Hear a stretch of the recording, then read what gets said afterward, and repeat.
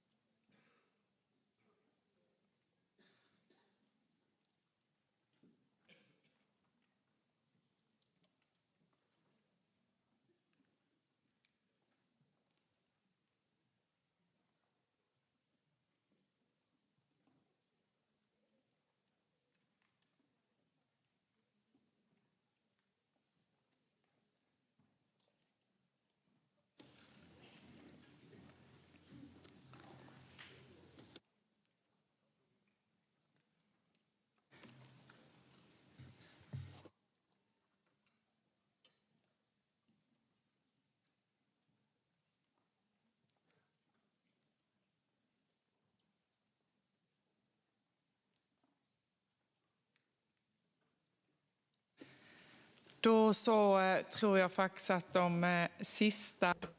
Then I do believe that we have all guests and all parliamentarians here. Yet again, welcome.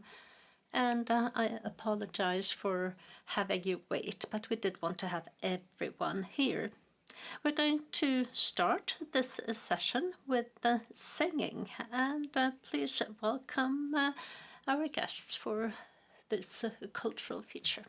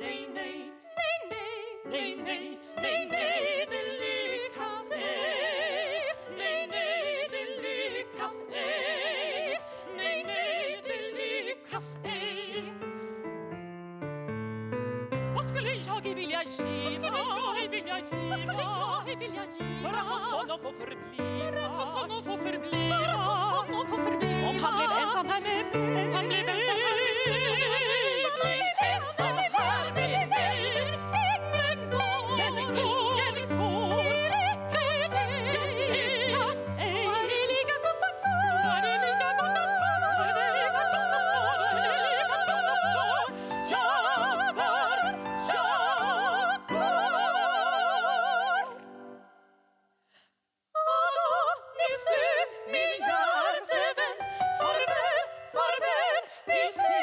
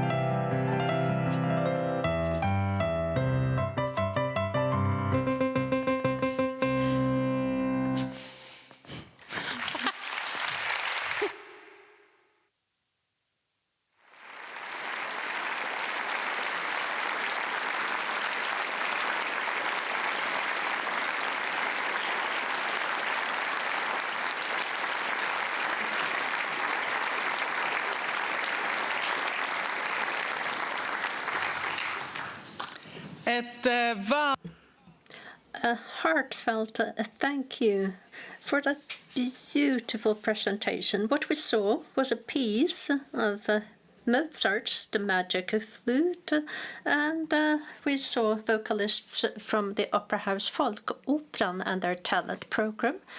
The Swedish translation was made of Alf Henriksen for the Ingmar Bergman screen adaptation. And that's the three ladies. We had Karin Mobacke, Lovisa Hulledal and Kari Koskinen. And these ladies are some of the young singers, instrumentalists and conductors that participate in the Opera House Folkoperan and their talent program each year. And this is a collaboration with Voksen Åsen Music Academies in Oslo, and that gives access to a large network within the Nordics.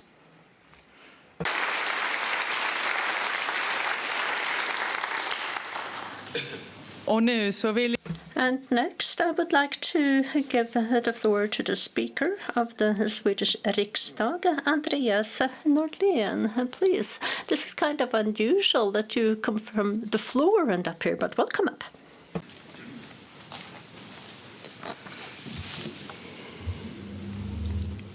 Tack, fru. Thank you, Madam President of the Nordic Council, President of the European Commission, von der Leyen, Nordic speakers, prime ministers, ministers and parliamentarians, ladies and gentlemen. It is a great pleasure for me as the Speaker of the Riksdag to extend to you all a warm welcome to Stockholm and to this, the 77th session of the Nordic Council. Almost to the day 6 years ago, I stood precisely here and greeted you all welcome to the 71st session of the Nordic Council. In several ways, it feels as if that session in 2019 happened in a completely different era, before the pandemic, before the full-scale invasion by Russia of Ukraine, and before the tectonic plates of geopolitics started to move. A time which wasn't free of problems, but still, however, possibly a little bit more innocent and full of hope. The dramatic shifts over the past few years have meant that our Nordic cooperation is closer, broader, and more important than perhaps ever before.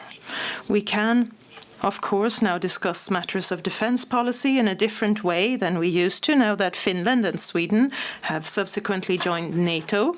But in particular, we all realize the importance of sticking together when the world around us has become ever more threatening and unpredictable. Dear friends of the Nordics, the Nordic cooperation is one of the oldest and most extensive regional cooperations in the world, based on us sharing history, culture, and values. One component in this shared culture of ours is the ability to challenge old truths. Over the past few decades, we have witnessed, for example, how researchers have presented new findings regarding the Viking era, changing our perception of who the Vikings were and what they did. For a long time, we believed, for example, that the fairy tale stories of how the Vikings sailed to North America were precisely stories, but findings in old settlements in Canada has led to a current main view where the stories are believed to actually give an account of a historic reality, that the Vikings discovered America from this horizon. And similarly, old Viking graves have been reassessed, while archaeologists previously had to rely solely on interpretations of the items found in the graves to determine the gender of a buried person. Using modern technology, it's now possible to determine someone's gender, and one or even a few male Nordic warriors have, in this manner, turned out to be women. While authoritarian states will accept only one authorized version of history, we in the Nordics are open to reassessing our history in the light of new findings. And this open-mindedness makes us less receptive to the authoritarian tendencies that we can see in the world around us. Dear friends of the Nordics, our Nordic democracies have deep shared roots. The parliament founded during the Viking era are some of the world's oldest, and the tradition of organizing our thing continue in the names of the parliaments in Iceland, in Faroe and Norway. it is not surprising that the democracy has had deep roots in this part of the world, and our history of self-determination is expressed today, amongst other things, in the deeply seated realization that it is important to safeguard democracy and freedom. This realization explains our unshakable support for Ukraine and its people, and we're prepared to contribute for as long as it takes and to the extent necessary. I'm proud that the support for Ukraine in the Riksdag, the Swedish parliament, is as strong now as it ever has been before, and I know that the same is true for the other Nordic parliaments. We live in turbulent times where foreign power doesn't shy away from acting with both provocation and carelessness in our region, a time where great powers want to replace a rules-based world order with the right of might, a time when we need each other more than ever before. And with these words, I would like once again to warmly greet you. Welcome to the Swedish Riksdag and to the 77th session of the Nordic Council.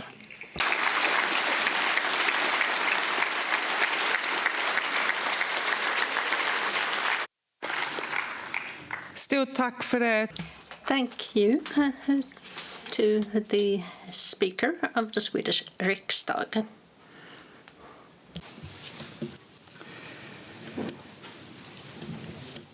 Kära vänner av det nordiska samarbetet. Dear friends of the Nordic collaboration, now finally it's time for our Nordic summit, and it's gratifying to see that so many have come together here in Stockholm to focus on the Nordics for a few days and work together for the Nordic good.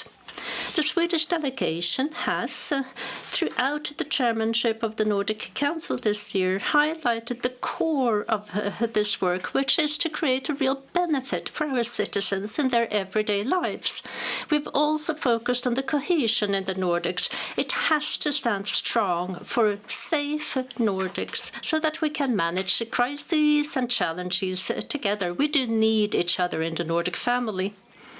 The world right now is undergoing significant change, and we live in a time when international relationships have become unpredictable and unstable. The old world order has changed rapidly, and Europe, with all its potential, has reacted and taken on a new leadership in close collaboration with like-minded allies. And it's very gratifying to see the European Commission, the chair of the European Commission, here at this session as our guest of honor, and we look forward to very soon welcoming you up here to the rostrum and speak in front of the Northern European family. The Nordics is an important area from a strategic geopolitical perspective. The developments that we have seen in the Baltics, the Arctic, the North Atlantic, they're closely linked together and linked to the Nordics. And the Nordic countries have worked for a long time to strengthen that rules-based order, and international organizations promote democracy and humans' right of self-determination. And we've also fought for human rights. Considering the security policy situation and the way it has changed so dramatically, we find that safety and security is something that is at the top of our Nordic agenda.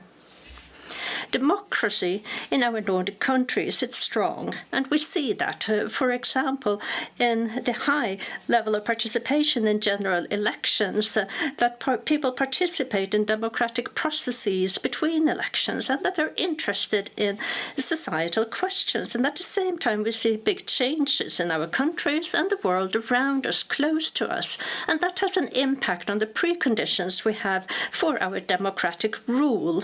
This is a type of rule and freedoms that we in the Nordic perhaps take for granted sometimes, and this is the cornerstone of our democratic societies, that you can freely express your opinion. But today we're facing a number of challenges, and we have won victories in the past that are now being questioned, and we see more of polarization in political discourse. And if we care about the future of democracy, we have to show solidarity. We have to, with all our unique good preconditions, lead the way. And why do we have these preconditions? Our democracy, that it's strong in comparison, well, that could be explained with, for example, that the Nordics as a region is a world leader when it comes to public support, social trust among citizens. And this might be the most important resource in a society. And this is something we have to cherish and safeguard. And this is a trust, a belief that we have to manage. That is the mandate that has been given us by our citizens. That is our task and our justification. Nordic friends, we also have to continue to work to remove border obstacles and counteract new ones. The list we have of remaining border obstacles show that we have a lot that remains to be done for our Vision 2030, and it is the Nordic Council that is to lead the way. But the individual countries, decision makers and government agencies are also decisive to carry out those practical measures that are necessary to do away with these obstacles and to create results. The countries need to prioritize Nordic issues also at a national level. As one example, let me mention the stronger cross-border collaboration that we have on Nordic infrastructure and transport, which is important for climate and for our security, and it also increases mobility in the region and creates the preconditions for a real Nordic benefit. This Nordic Week, we also want to highlight the importance of culture and its importance for our cohesion and for our well-being. Yesterday, we had a conversation here in the Riksdag about the Nordic culture and its importance in a world in turmoil. And tonight we're going to award the Nordic Culture Prizes and the Environment Prize. With our unique history, it is important that we, the Nordic countries, continue to cherish our values and the Nordic fellowship. And culture has an important role. It contributes to equality and democracy. The cornerstone of our open Nordic societies is that everyone can freely express their opinions. We have pluralism and diversity in our societies, and this is something that leads to inclusion, that people can participate and also participate in decision-making at different levels. Quite simply, democracy. And with that being said, let me say that I'm looking forward to this 77th session, and I wish all of us the best of luck, and I hope that we're going to have lively debates and also a very lively, intense Nordic networking. Thank you.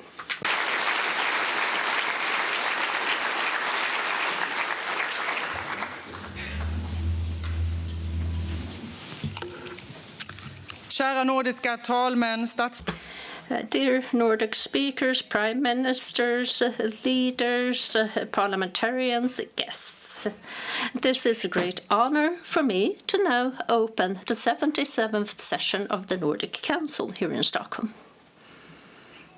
And we're going to continue with the finalization of the participants list, the proposed list we have in document 225 at the website. The website is regularly updated, so the most recent version is available there. Can we approve and finalize that participants list? The answer is yes, it's carried. We're then going to continue with the approval of the standing orders for the session.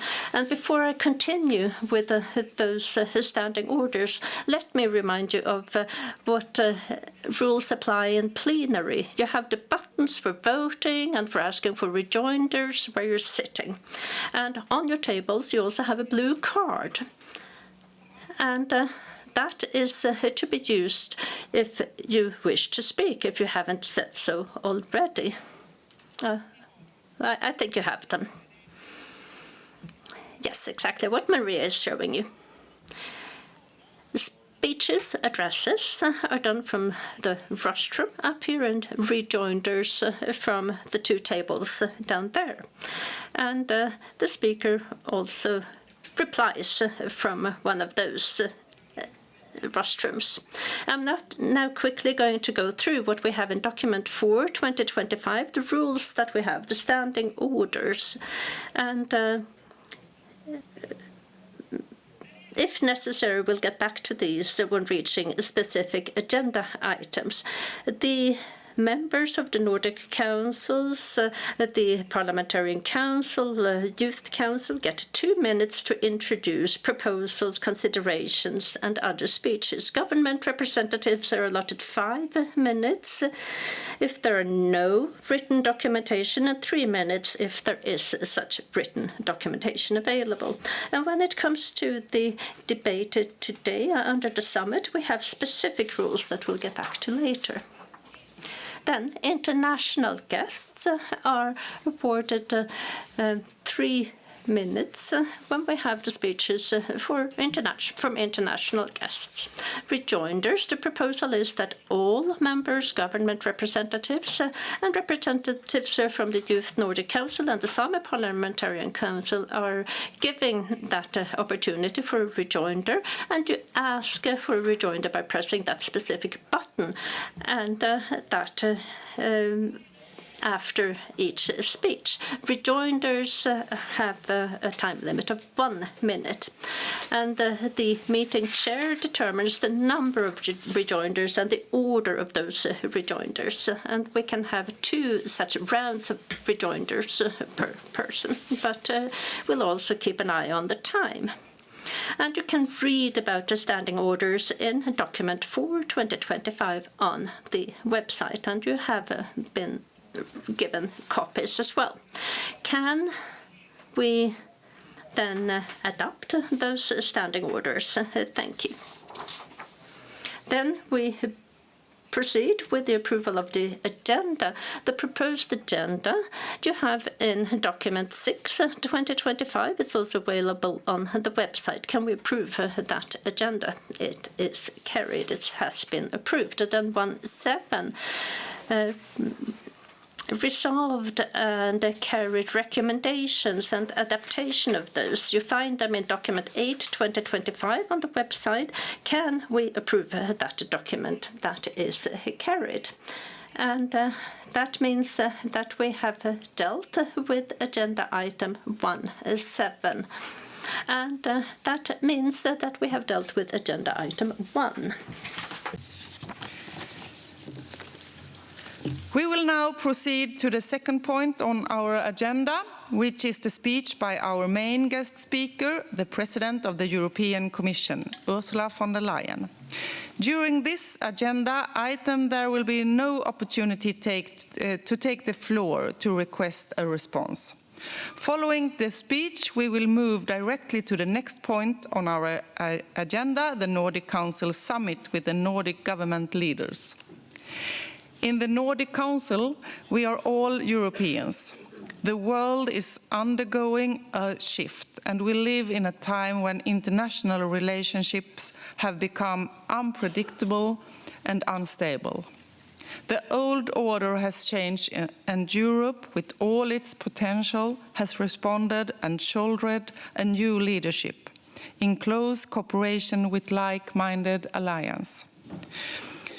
The Nordic region is a strategically important area in geopolitical terms.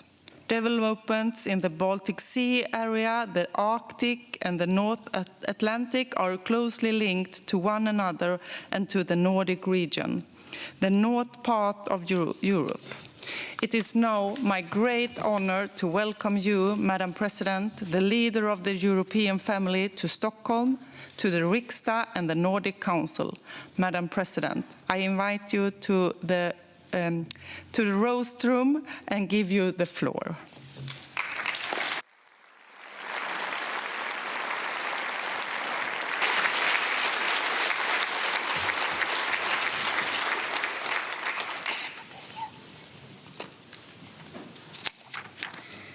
Thank you very much, President Björklund, Speaker Norlén, Prime Minister Christensen, dear Ulf, Prime Ministers, honourable members of the Parliament, ladies and gentlemen, Excellencies.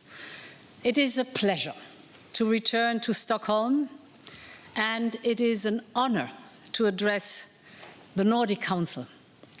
Here in this chamber, you are not only Nordics, you're all Europeans. For millennia, the Nordic world has shaped our continent. Your nations have looked outward, across seas and oceans, carrying trade and knowledge to Europe. You are pioneers of democracy, from establishing the earliest parliaments to advancing women's rights.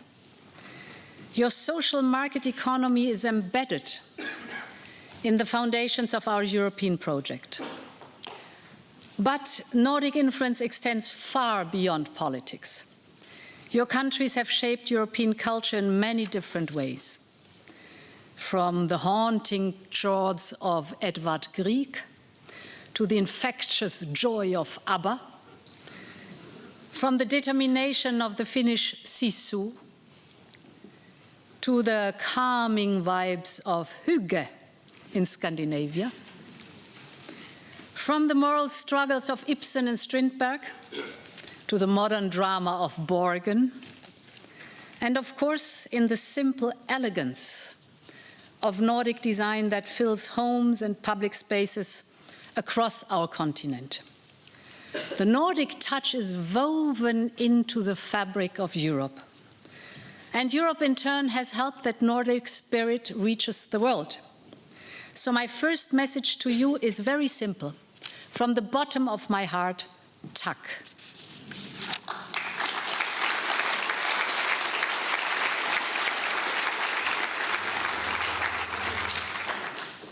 Yet what brings us together today is not only culture and values, but our common challenges linked to the security and prosperity of our continent.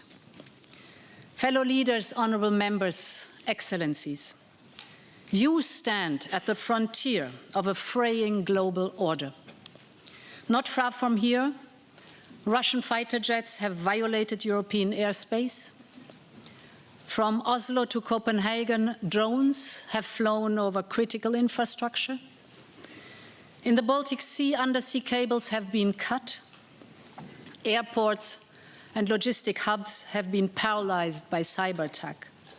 The intent is clear: to wear us down, to divide us, but the opposite is taking place. Together, Europe is responding. Nowhere is that more evident than here, in the Nordics. In Sweden and Finland, you took the bold choice of joining NATO. In Denmark, your citizens voted to join the European Union's common security and defense policy. In Iceland, you have strengthened your cooperation with the European Union. Norway has signed a new security and defense partnership with us. I know that in Sweden you have a phrase, många bäckar små. For all those who don't understand it, like me, many small streams make a mighty river.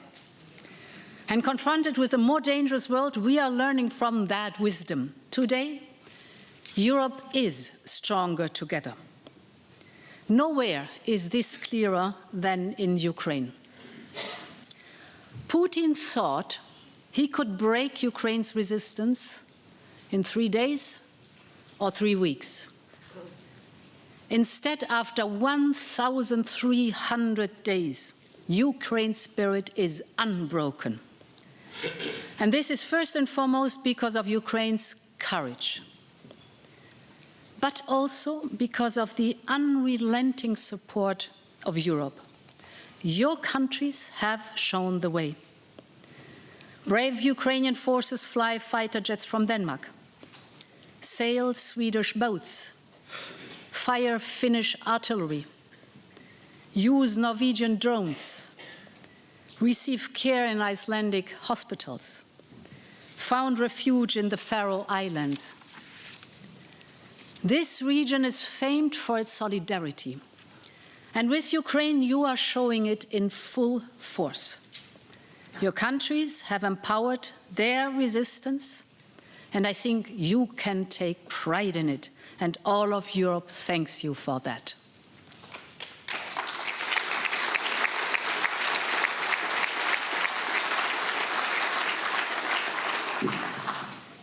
We all want this war to end. But a lasting peace relies on a strong and independent Ukraine. That matters for the security of our entire continent. Today, Putin still believes he can outlast us. He still thinks that, over time, Russia can achieve its aims on the battlefield.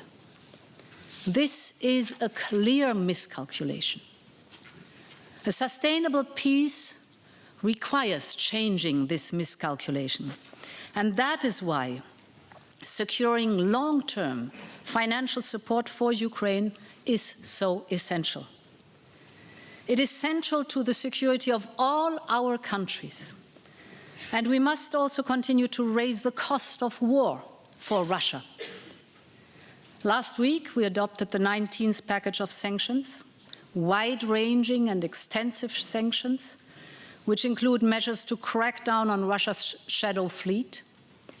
We also welcome the announcement of the US sanctions on Russian oil companies. And we are working together towards a reparations loan based on immobilized Russian assets.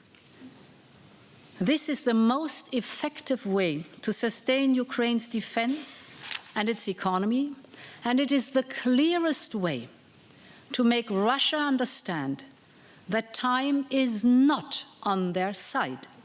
If needed, we are in for the long haul, and we will stand by Ukraine for as long as it takes.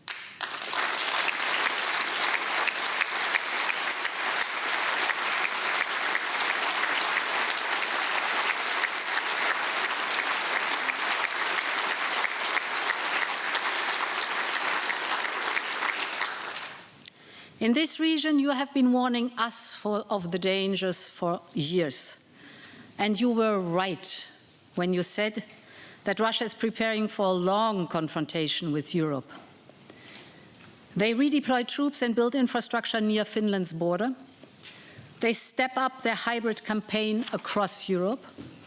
And they throw more money at their war economy, with over 40% of the federal budget and 9% of the GDP going to their military. If we want lasting peace on our continent, Europe must have the capacity to deter any further Russian aggression. Within the European Union, we have made historic progress towards building a defense union. We will mobilize up to 800 billion euros by the end of the decade to strengthen member states' defense efforts. And this is not only about spending more, it is about spending smarter and preparing together.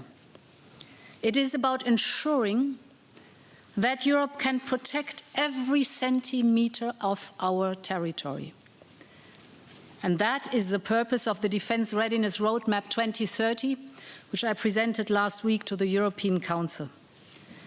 The roadmap is a pan-European plan built in close cooperation with NATO that sets clear objectives and measurable initiatives.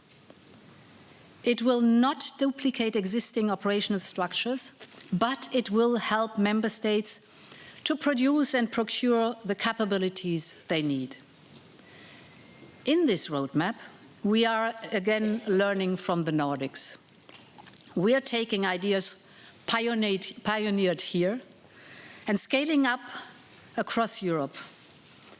Take the Danish lead nation approach, used so effectively to deliver weapons to Ukraine. One nation takes the lead, others join in to create larger orders, industry scales up production. The result, production goes up, prices go down. We are now applying this model to close Europe's most critical capability gaps, from air defense to drones to electronic warfare. And to ensure that our efforts are successful, we need closer defense cooperation with all Nordic countries beyond the borders of our union.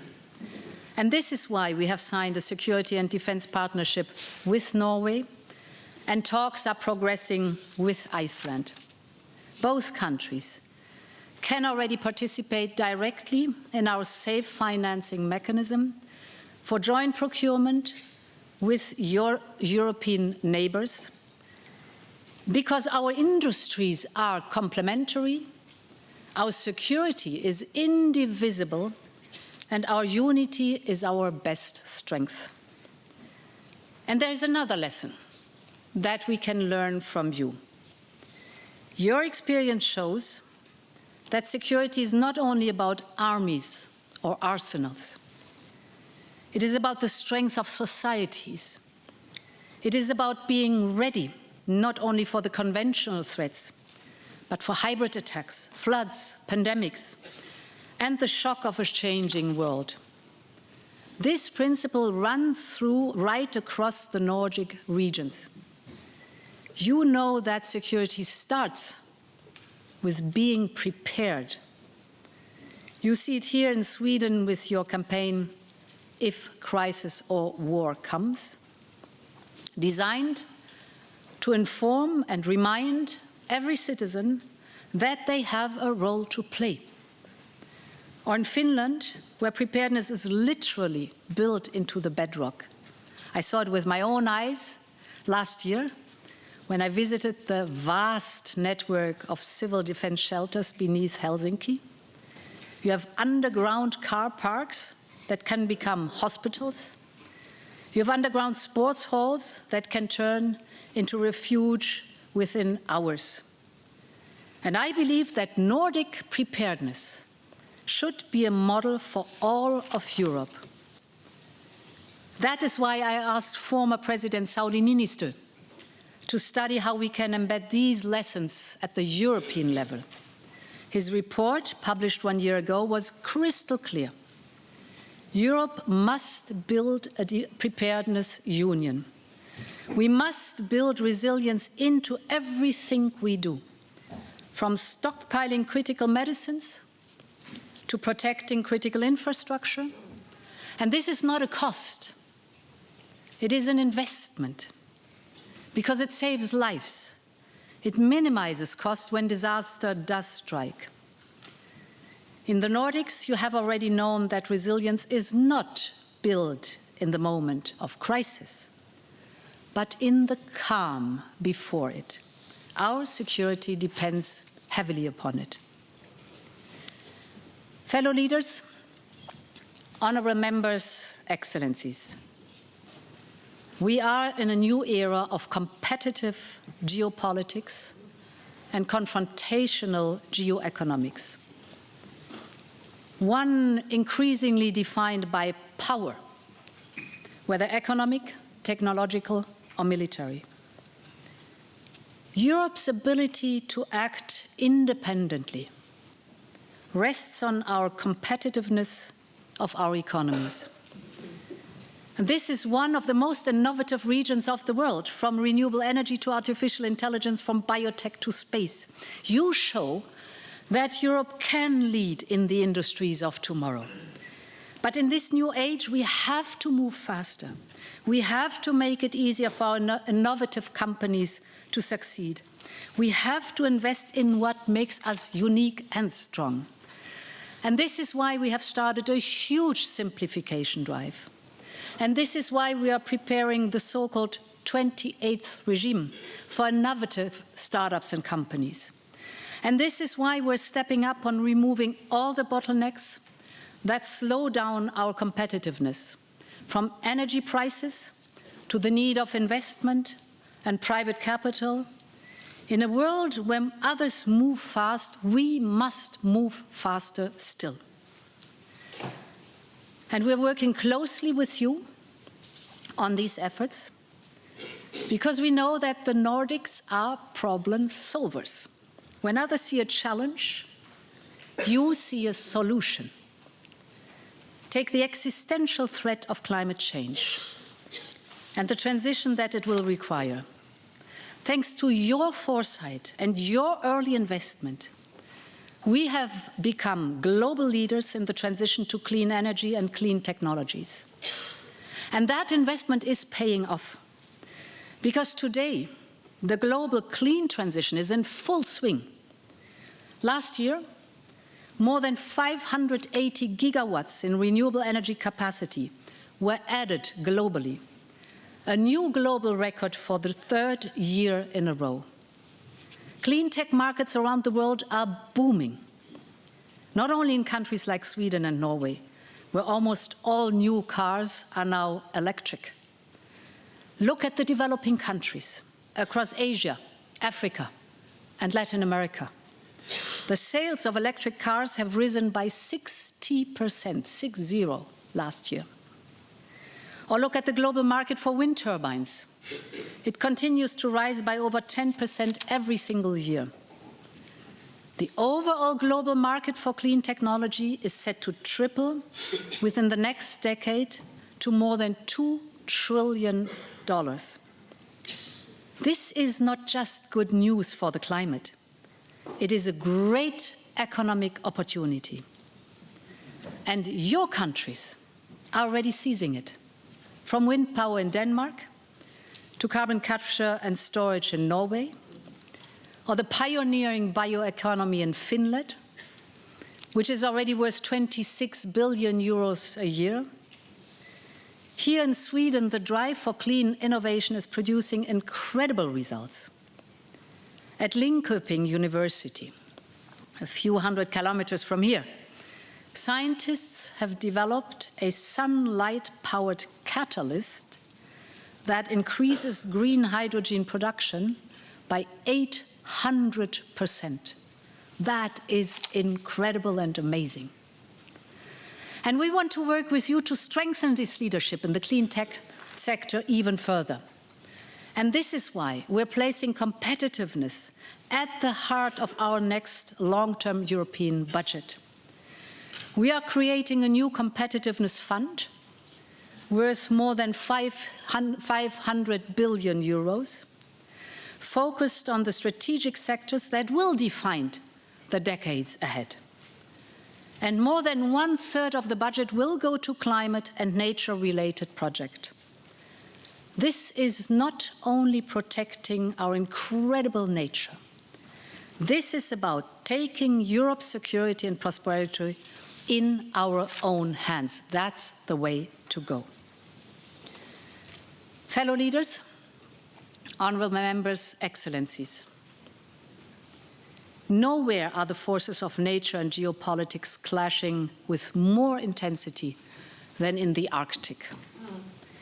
That region is warming 4 times faster than the rest of the planet. Its eternal ice, you know it, that is the protective shield of our Earth, is melting at record speed. And as the ice retreats, the Arctic is moving ever closer to the center of global geopolitics. This affects you directly, but it impacts all of us. Earlier this month, for the first time ever, a Chinese container ship has reached Europe by cutting through the Arctic. Russia is reopening Soviet-era bases and asserting control over the Northern Sea route. In response, we Europeans need a new mindset. The foundation of our approach will remain the same. A partnership of like-minded nations, united by a shared goal, a secure, sustainable, and peaceful future of the Arctic. But Europe has to be more proactive and more invested in the Arctic. And that is why we are reviewing our Arctic policy to address these new geopolitical threats. We want to strengthen our cooperation in Arctic nations and regions, from renewable energy to Earth observation, from innovation to connectivity, you just name it. We want to work even more with you to understand how climate change impacts your towns and your villages. We want to build more digital infrastructure to connect communities. All of this in close partnership with the local and indigenous populations, because their knowledge and their stewardship are invaluable. Yes, global warming brings new and dangerous risks to the Arctic, but it also brings new responsibilities and new opportunities. Take critical raw materials. Greenland alone holds 25 of the 34 critical materials that Europe needs, a treasure locked beneath ice and rock. Finland is already a world leader in producing and refining cobalt. And dear Ulf, I remember when you hosted the whole European College of Commissioners in Kiruna. The Arctic city is not only a tourist attraction with its incredible nature and the amazing ice hotel, it is also a rising economic hub, home to a space center and to vast quantities of rare earth, vital for powering electric vehicles.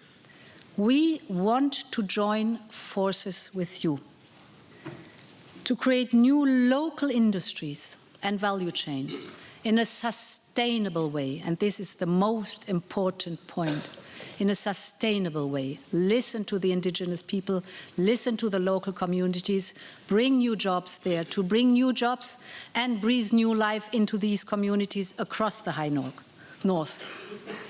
Make no mistakes. The Arctic's economic strength is key to Europe's strategic independence. So, fellow leaders, honorable members, excellencies, for thousands of years, the people of the Arctic have lived and thrived in the world's harshest conditions. They have survived change through respect for their landscapes and nature, but also from a recognition that we need to rely on each other. And faced with a more dangerous world, we need to strengthen the bonds with those who share our values. Dear Prime Minister Axel Johansen, that was your message when I visited you in the Faroe Islands last year. And it is a message that is true for our relations with the entire Nordic world. Throughout our shared history, you have enriched our culture and made us stronger. Like the value of knowledge and wisdom stemming from Åland's strategic location. In these testing geopolitical times, we must draw closer together still. Because indeed, many streams make a mighty river. So let us make it flow even stronger for our people, for our continent, and for the generations to come. Thank you very much, and long live Europe.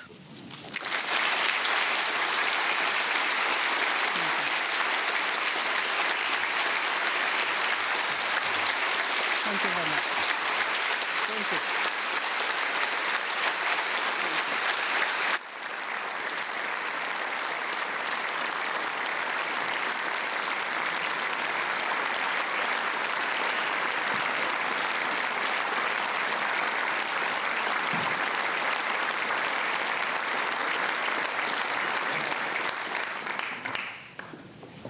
Thank you very much, Madam President, for sharing this with us today and for your important contribution to the topical discussions we will have in the Nordic Council in the coming days. We thank you for being here with us today in Stockholm. And with those words, I hereby close agenda item number 2.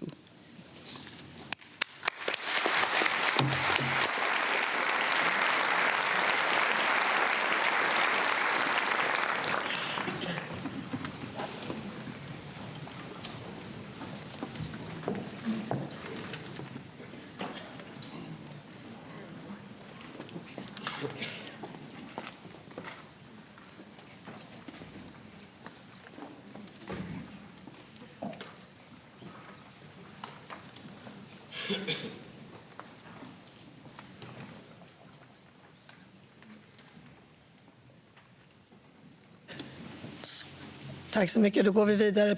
Thank you very much. Let's proceed with item number 3, which is the Nordic Summit, with the Nordic prime ministers and heads of government.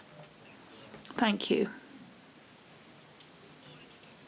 So this summit this year is about cohesion and everyday usefulness, i.e. the core of our Nordic cooperation. So here we're going to discuss core areas and subjects. How can we together work to enhance security and safety for our Nordic citizens? How can we ensure and safeguard democracy and the fundamental values, Nordic values, in this more turbulent and authoritarian world around us? And how can we, through culture and training, education, reinforce Nordic sense of belonging as well and the resilience of our citizens? Let me begin by quickly just summarizing the speaking rules that apply for the debate.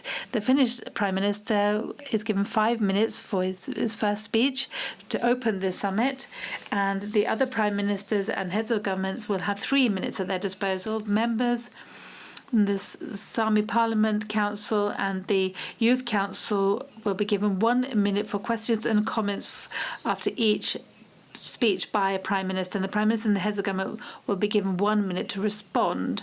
As regards the order of speeches, first it's the president, that's Finland and Åland, thereafter in alphabetical order, and we're going to end with the host nation for this session, i.e. Sweden. Firstly, I'd like to give the floor to the Prime Minister from Finland, Petteri Orpo. I'd like to welcome you up to the rostrum, up here to the right, and you have 5 minutes at your disposal. Thank you. Ärade president, arvoisa presidentti. I'm very pleased with regard to the latest positive trend in Nordic cooperation. This value of cooperating within the Nordic Council and Council of Ministers is something that we now see much clearer in many different areas. So, firstly, let me say how fantastic it is to see that the President of the European Commission presents and shows us how well she understands us here in the Nordic region, our concerns, but also the good things about the Nordics. So Finland's government is now bound to develop for the long term a cooperation which leads to Nordic benefits. So we are working to deepen Nordic integration and also to do away with obstacles, and so the Nordic Council has played an important role here as a forum for interparliamentarian cooperation, and we really appreciate the constructive dialogue that we have. The main theme for this year's session of the Nordic Councils and the questions which are going to be the basis for the debate really well in line with the priorities that we have promoted in the Council of Ministers in the latest year during the presidency of Finland and Åland. And this is something that is governed by the goal, or the common goal, that the Nordic region is going to become the most sustainable and integrated region in the world by the year 2030. With the changes that have taken place in our environment, the world around, it's become increasingly important to reinforce security as well as resilience in our societies, for our societies and our citizens, so that we can together ensure that we stand prepared for different crises. In the latest year, the theme has been to promote security in societies. In Åbo and Tampere in Finland, we had in fact a prime ministerial meeting where we said that we are interested in enhancing our resilience and contingency and preparedness in the Nordic. These are in line with the goals in the declaration, and I am pleased that the Finnish initiative for a Nordic network for contingency planning has been received positively in the last year.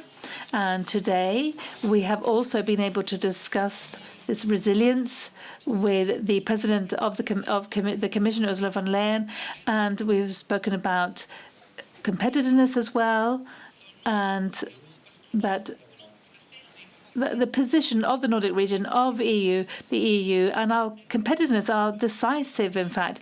And the private sector owns more than 90% of critical infrastructure in our societies, and private companies play a key role in this work with resilience in society. On the other hand, a strong society leads to good growth within businesses, investments, innovations, etc. In many areas like digitalization, for example, the Nordic countries can also work as a positive role model in a broader European perspective. Now, the strength in the Nordic societies lies in the faith that the citizens have in democracy, the rule of law, and gender equality. This faith and trust, these play an important role when you manage crises. It's important for us to protect this foundation at the same time that we also highlight the resilience of democracy in the Nordic countries. Training in education and culture is something that strengthens the citizens' ability to work in different situations. Culture plays a very important role to build up faith and trust, and also to be mentally prepared.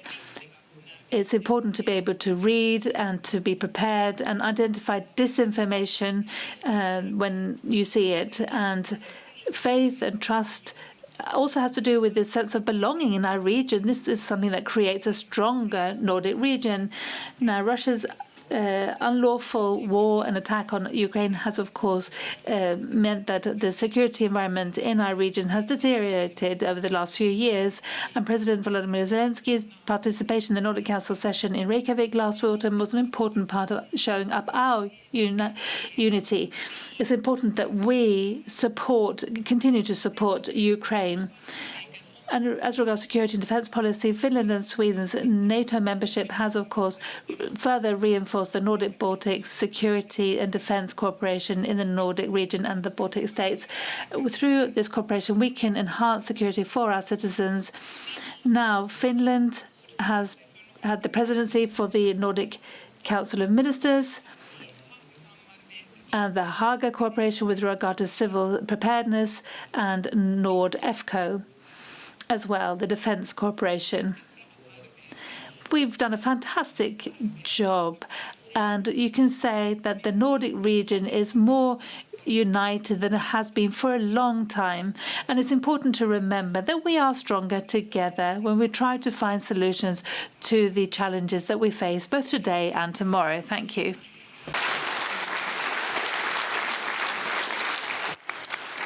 Stort tack till Finlands statsminister. Thank you to the Finnish Prime Minister. He found his way to where he's supposed to be, so I don't have to tell him. We continue with the first rejoinder, and that is Eva Lind from the Social Democrat Group, and then Johan Dahl from the Central Group. It can be prepared.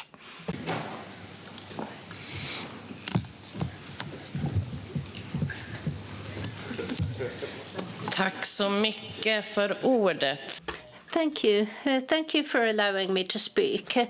Mr. Prime Minister, we need to strengthen cohesion in the Nordics, our civilian preparedness. And the precondition, well, it has and will be improved if we have the Nordic welfare model, and if we strengthen what has been our Nordic gold, i.e. trust. In Finland, we have seen cutbacks in welfare, and the Nordic welfare model is falling apart. We see jobs with unemployment being high, and that also has an impact on the feeling you have of trust and belonging, that feeling of having a job. So my question for you is, how can Finland contribute in supporting that cohesion and civil preparedness in the situation that Finland is in, and how can we work for Nordic benefit? Well, thank you. It is a very important question, and as I've said,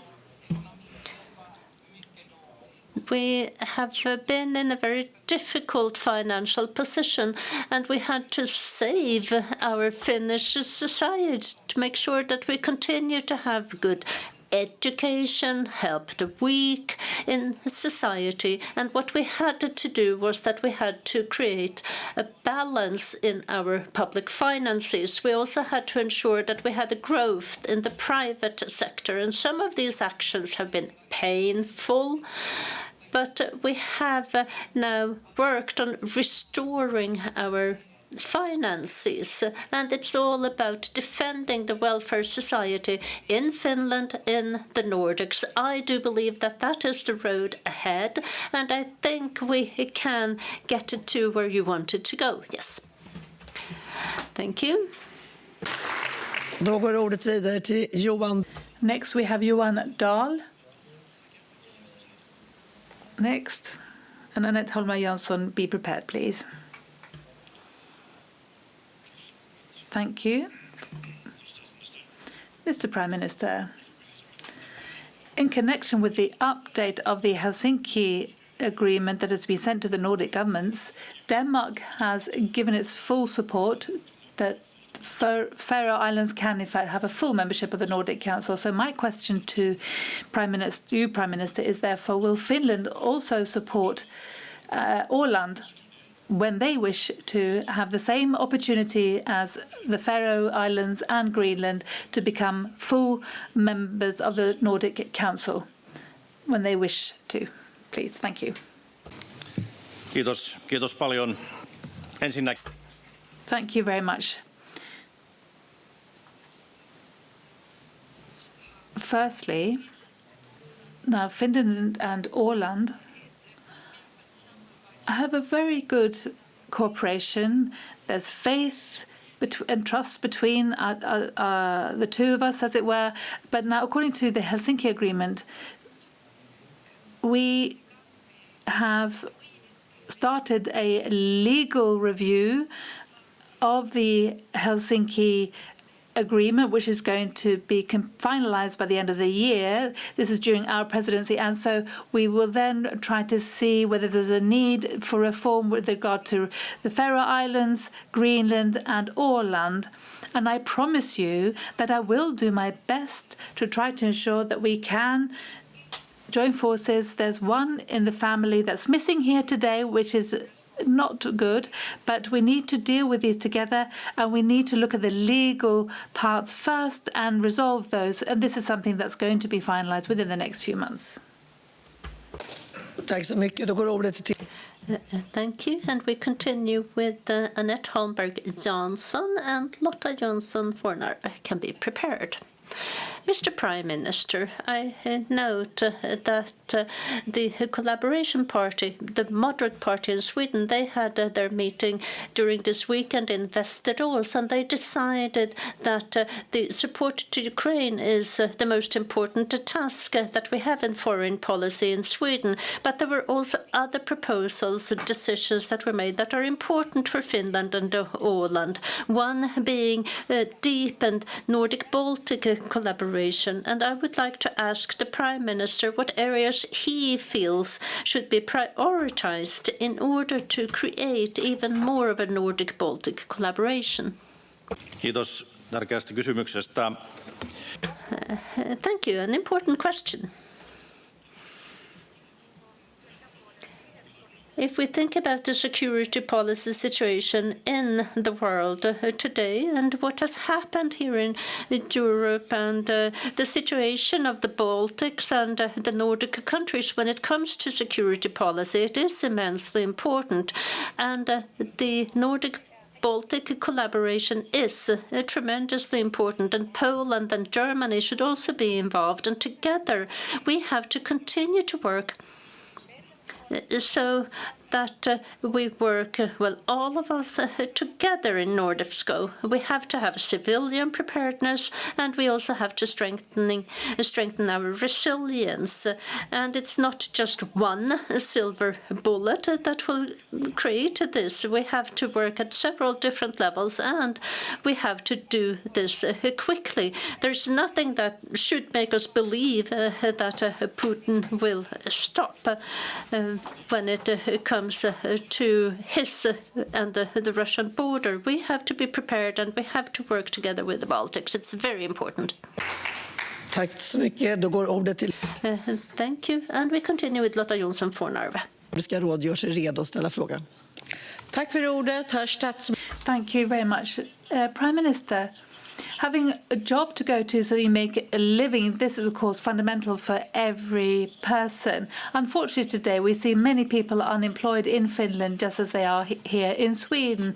Level of employment is second highest in Europe in Finland, and we see that the Finnish government has made historically large cutbacks when it comes to social security and so on. And due to this we see that poverty in children is growing to 31,000 by 31,000 children. And giving also tax cuts for those who are the wealthiest, and we see therefore that society is going to be affected by this and torn apart. And how are you going to increase the sense of security in your citizens with this policy that you're pursuing? Puheenjohtaja, kiitos edelleen kysymyksistä. Madam Chairman, thank you very much for the question. Now, as I said earlier, I do believe quite strongly that the welfare system of Finland is based on the fact that as many people as possible have a job to go to, that everybody that of the right age, that they have a job to go to, and that the businesses are doing well. It's only in that way that we can ensure that the welfare state and its services can function as they should. And we have taken certain measures. We have introduced certain reforms when it comes to social security, etc. And in Finland, we have improved social security for year on, year out. And in fact, in the end, there was no point going to work because you got higher benefits than pay. Now I think that our economy has suffered due to Russia's war of aggression in Ukraine, and we haven't seen new workplaces as we had hoped. But we do see signals and signs that things are improving. And I think that the reforms that we've introduced, and thanks to them, we will ensure that the level of employment will increase and families will be better off, and that these poor children in families, that they also have better conditions. Thank you. Tack så mycket. Thank you very much. Next, we have from the Youth Council, please, representative. Kiitos, puheenjohtaja. Thank you. Prime Minister Orpo. Now, we've heard here several times that we are living in exceptional times in the Nordic region currently. The sense of belonging and our resilience in these exceptional times, very important. So it's important for us young people, those of us who are students, who we see how culture and education are so important to be able to find solace in these turbulent times. So your government, when it comes to education policy, cultural policy, how can you, with these policies, ensure that the young people in Finland are better off? Let me start with education policies, as the Prime Minister. Now, to adapt our economy to the situation at hand and to make improvements with regard to our indebtedness, we have made changes to the budget. One thing has been central to this, and that is education. The Minister of Education and Culture and its budget has increased by 1 million euros, and we have allocated 1 billion more to research so that young people have work going forward, that we have successful companies in Finland. At the same time, we have 200 million are going to be used for compulsory school so that children can take their leaving certificate and that they are able to read and write and they know their arithmetic. And I think that this is important, and we've had to do this. Now, naturally, culture, yes, it is a central issue, and unfortunately we have had to make certain cutbacks as regards culture. But if we look at the public sector in Finland and the municipal sector and the support that we do allocate to culture, well, we can say that Finland is still at a good level. Thank you.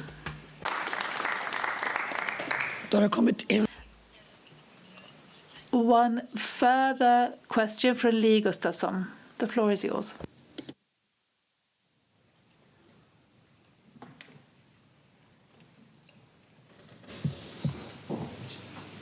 Ordförande, president. Chair, President, now Finland and the EU have discussed the Railway Baltic project as part of the EU 10C network, and the link to Sweden is seen as strategically important. Finland has historically had a railway system which has been adapted to the Russian tracks, where Sweden and the rest of Europe have standard European tracks. This has created practical challenges for goods cargo traffic between Finland and Norway, Finland and Sweden. Is Finland preparing to modernize its tracks vis-à-vis Sweden, and especially bearing in mind the changes in security policy? Thank you. Thank you very much for that question. It is true that in Finland we do have, bearing in mind that we were an autonomous part of Russia, we do have different tracks. Our tracks are not the same breadth as in the rest of Europe, and this is a challenge, and this is something that we are trying to change. Bearing in mind the EU funding period for railways, we are trying to get funding in order to be able to resolve this problem with the breadth of the tracks. However, as you can understand, this is something that is very worrying. We perhaps need to invest in other things, but now we have to invest in the breadth of the tracks. And we do want to be a part of Railway Europe. We have to do this. Thank you very much. Having said that, I'd like to thank the Prime Minister from Finland for his speech. Now I'd like to give the floor to Premier Katarina Sjögren from the island of Åland. Fru President. Madam President, Nordic friends, we have cohesion in Nordic that is historical, cultural and human. We have built successful societies of world class in spite of the fact that we live in a challenging climate and with a challenging geography. We share values like democracy, equality, rule of law, and the world might be shaking, but we stand firm together. We have prime ministers from different political camps, but nevertheless the Nordics speak with a strong, clear, competent voice at the political world arena, and we should all be proud. With Vision 2030 as a guiding star, Finland and Åland during this presidency has continued to work towards that objective, that the Nordics should become the most sustainable and cohesive region in the world.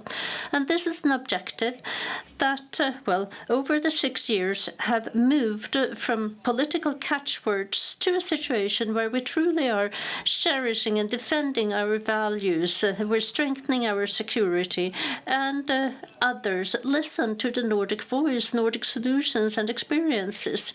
The world is becoming more and more precarious, and the ties between us and the Nordics, they're being strengthened at the same time. We do not always agree, but we believe in a stronger Nordic-European collaboration as a democratic reply to what we see going on in the world. Me, myself, I'm from Åland, from Finland, I'm a Northerner, and I'm European.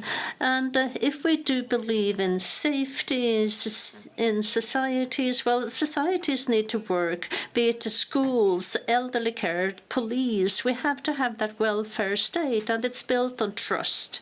Åland has produced its first democracy strategy, and perhaps that the Committee for Knowledge and Culture could produce some sort of best practice on how to strengthen democracy within the work of democracy, inclusion and security. Democracy is not a constant, it's something that we have to create. Culture and education bind our societies together. We have to define and cherish these values, and we have to understand that it's such a luxury to be able to listen to Asgeir or Kai, read Vibeke Holst, or watch the play in our place, Vårt ställe, a Norwegian play, and to see it in Stockholm.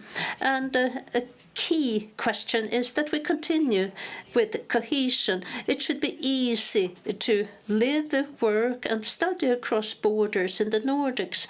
And Åland is more or less dependent on people moving to the island, and it's important for us. And that is why we need to have a Nordics where people and companies can move freely across borders. We want to see more of this collaboration in the future when we do away with the border obstacles, that we work with the Helsinki Agreement and also the democracy strategy.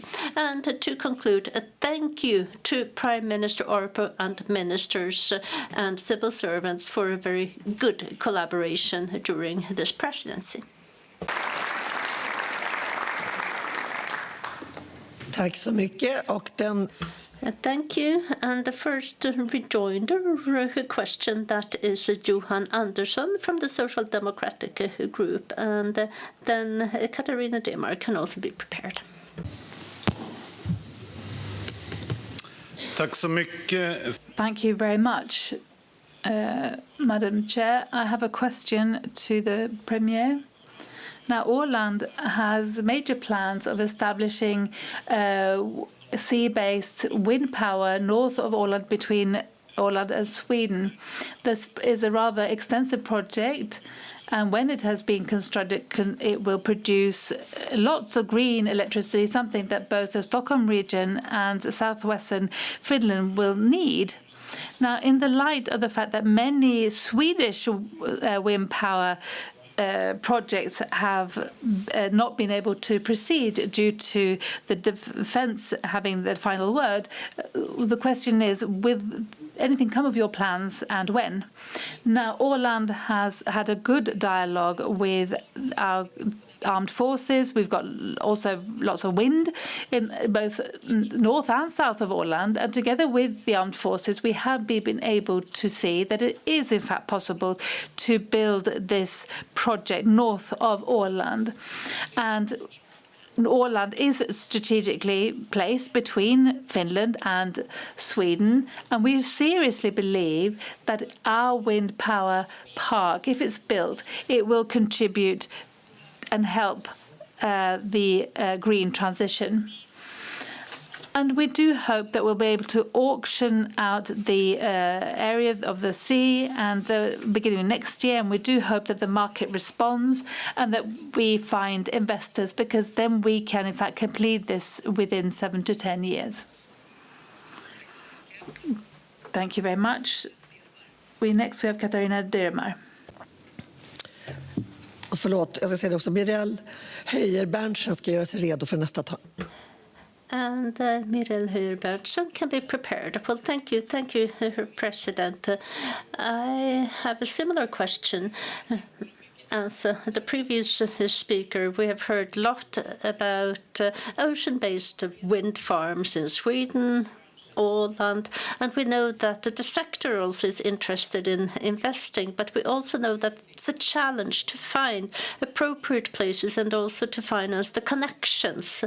In Åland, you have a lot of knowledge on how to develop ocean winds without competing with security policy interests, and that could be something that could help other countries as well. So what advantages do you see with a stronger collaboration, let's say Sweden, Finland, also, but also the connections, the cables in the Baltics? Thank you. Madam President, this morning we have been discussing with the prime ministers, and we have talked about the fact that we need to have these strong supply chains, and we need to collaborate around materials, cables, satellites, minerals, but we also need to collaborate when it comes to energy. And our project, the Åland project, Sunnan Wind, as it's called, it's not just for Åland, it's for the Nordics and also energy for Europe. In Åland today, we have about 70% supply that we get from wind, but we also want to contribute to the Nordic and European collaboration, and we hope that the market will be interested as well so that we can establish our wind farm. And we've also had good discussions with Finland, with Fingrid, Gasgrid, and there are financial interests, so I'm convinced that we'll work it out also with the connections.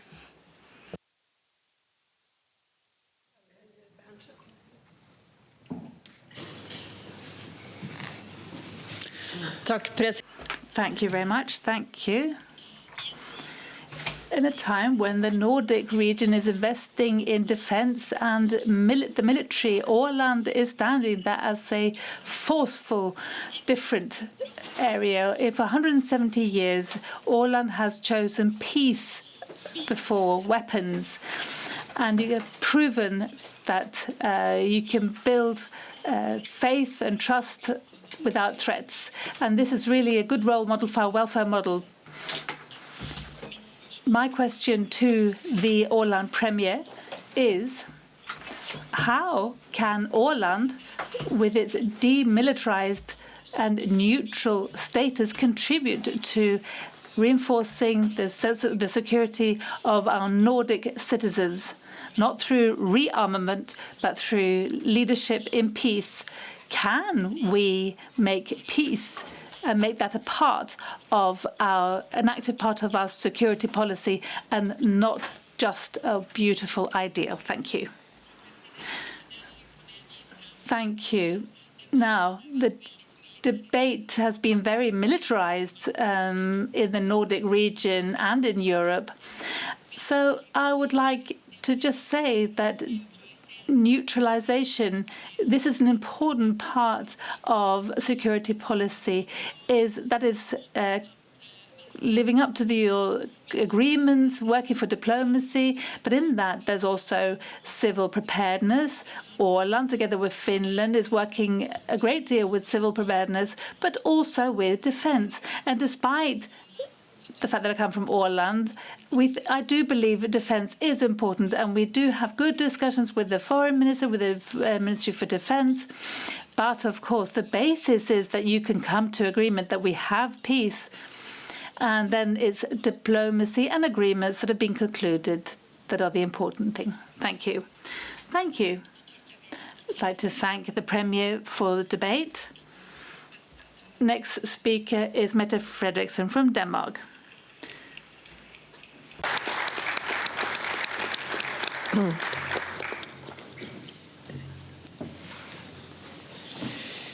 Tak for det, og tak for ordet. Thank you very much. Thank you. Now we're facing the greatest threat since the Second World War, and it's about our security, about freedoms, and it's about our support, continued support to Ukraine. And thank you very much to President Ursula von der Leyen for the way she spoke about this earlier today. But it's also about defending our structures, our societies, and our strong Nordic societies. So it's very important for all of us sitting here in this room. We're spending so much money on defending our societies. I hope we're all willing and prepared to do that.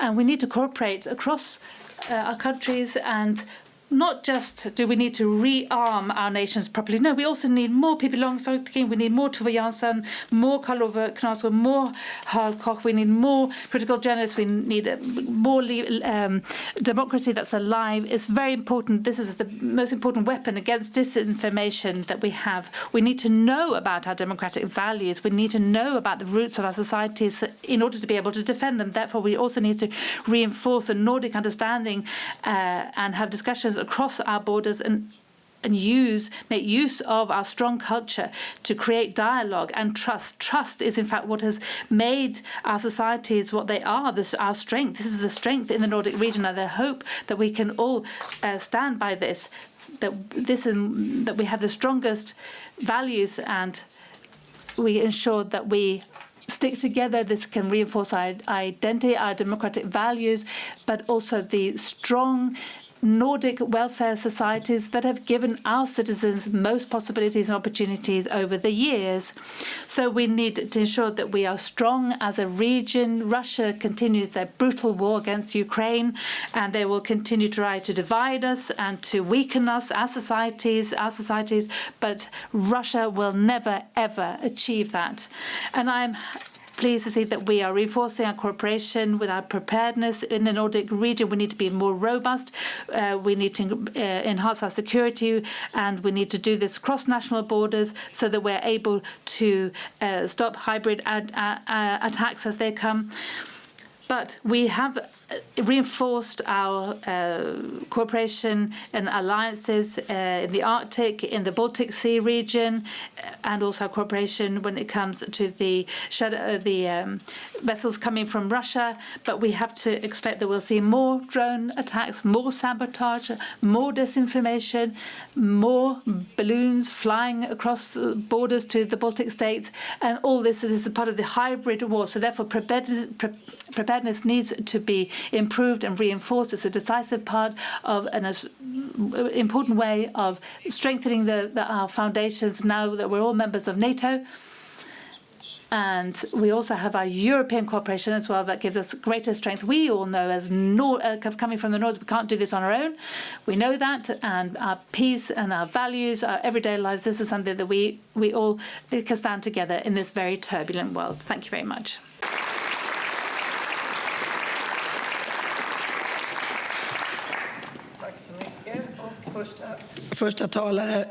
And our first question is from Dagbjört Håkansdottir, and we'll ask Joni Ovaska to be ready for the next round of rejoinders.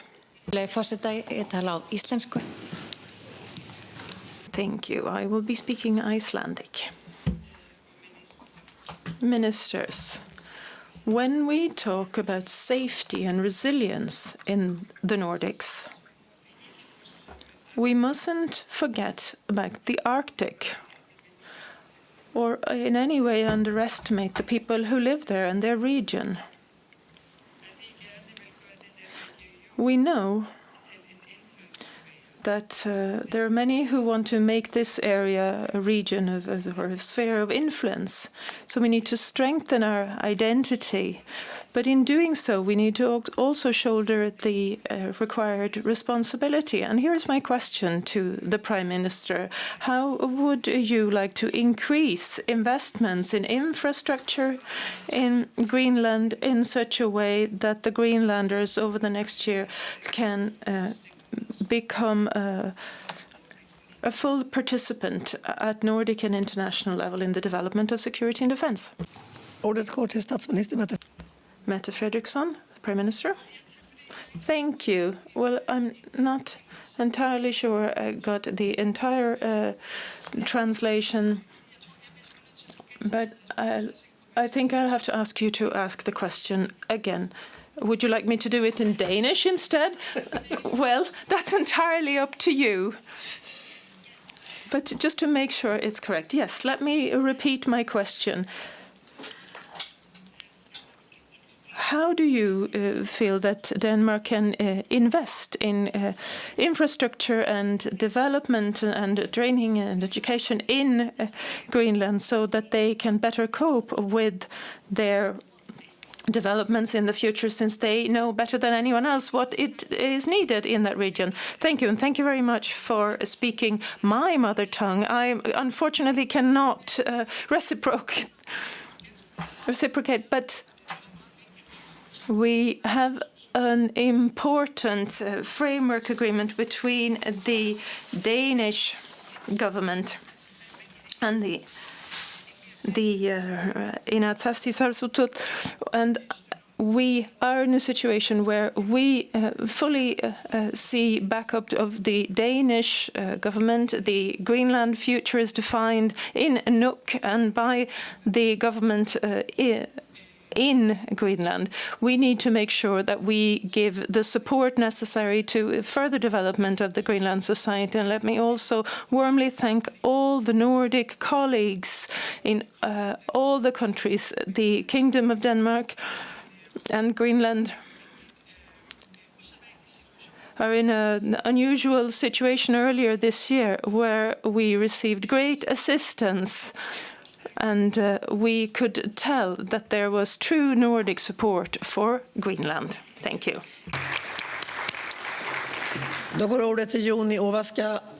Next, Joni Ovaska, please. Thank you very much.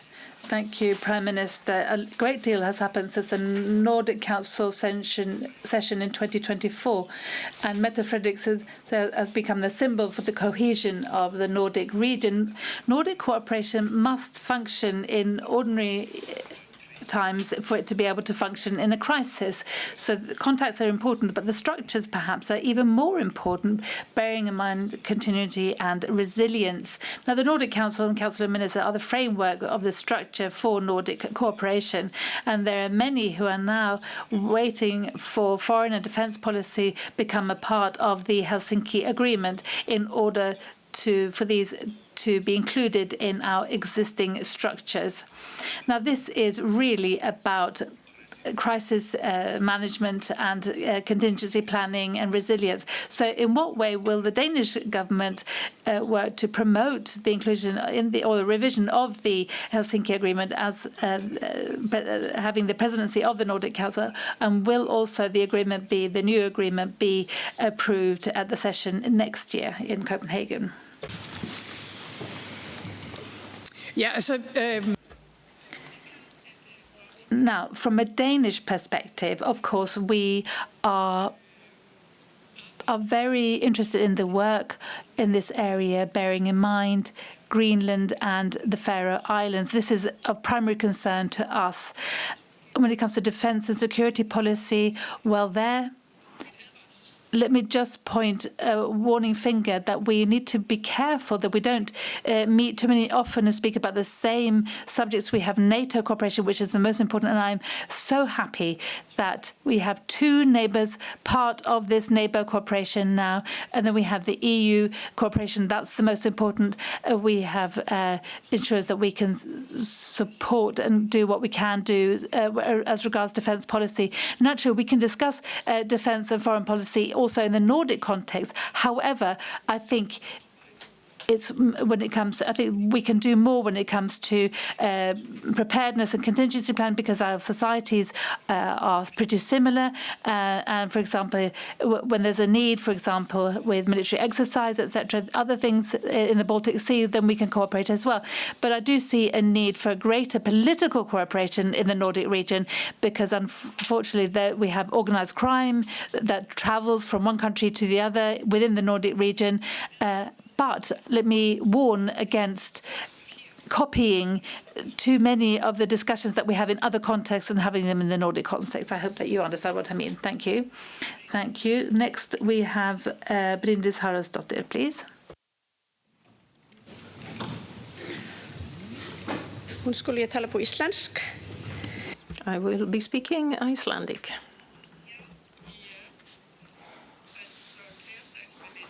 Dear Prime Minister, right outside this building there are 8 Nordic flags flying. And in this room, in the chamber, we have representatives of 8 Nordic countries, but there are only 7 representatives from the Nordic countries amongst you, Prime Minister. We know that the Greenland government have decided not to participate because they feel that they are not belonging the same way as some of the rest of us are. And I'd like to hear about your position on the fact that your Greenland colleague is absent. There was a unanimous adoption of the planned revision of the Helsinki Treaty most recently last year, so that there will be 8 members of the Nordic family. And so I wonder what the Prime Minister considers needs to be done so that we can get the Greenlandic minister back with us on the bench. Tusind tak for...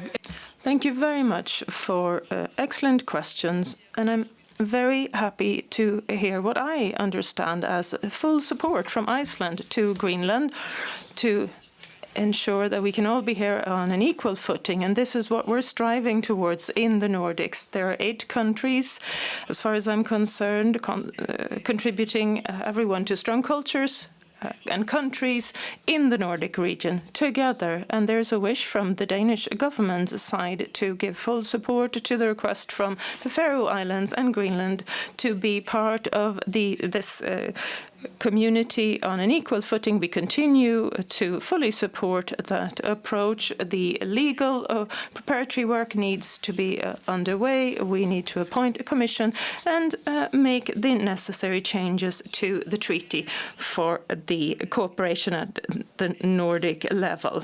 We have very close cooperation with Inatsisut and the Greenland community, and we very much support a revision of the cooperation in the Nordics. Thank you. And now I'd like to give the floor to Ann-Christine From and Alice Hege by Nyholt to be ready for the next question. Thank you very much, Prime Minister. Now, I'd like to discuss the matter of democracy and Nordic values. And I'm thinking about that in 2022, when you had the burning of the Koran in Sweden and Denmark, and in Sweden, more than 300 police officers were injured, and there was a challenge. Freedom of expression was under challenge, and now we have problems with Palestine demonstrations, and one minister was, in fact, harassed on his way home from this building. Now, freedom of expression, how far can it be taken, as it were, and what can be regarded as a provocation, was immoral or illegal activity? I have a clear view on this. Now, Denmark has in many questions been a role model for large parts of Sweden, and therefore I am surprised with regard to your legislation when it comes to the Quran law that you have. And how do you see that today, Prime Minister? Was this law adopted hastily? Thank you. Well, as I support the Danish legislation, I'm a Democrat all the way through, as it were, but I have to admit that I am a Democrat, and I have democratic values, which, in fact, what happens in this room, that is democracy for me. I mean, you're a member of a political party and you vote, that we have representative democracy. This is what I firmly believe in. I believe less in the type of activities where you, in my eyes, that you on the outsides of the on the outer remits, as it were, of democracy. And I did hear about the Swedish politician who was harassed, this is something we see the same tendencies in Denmark. We see more harassment, more violence, more threats against politicians. And in my eyes, I mean, the social media are in fact ruining our democracies, I would say. So I will always support politicians and our political system, and the banning of Quran, etc. This is not something that I'll be fighting for. Thank you.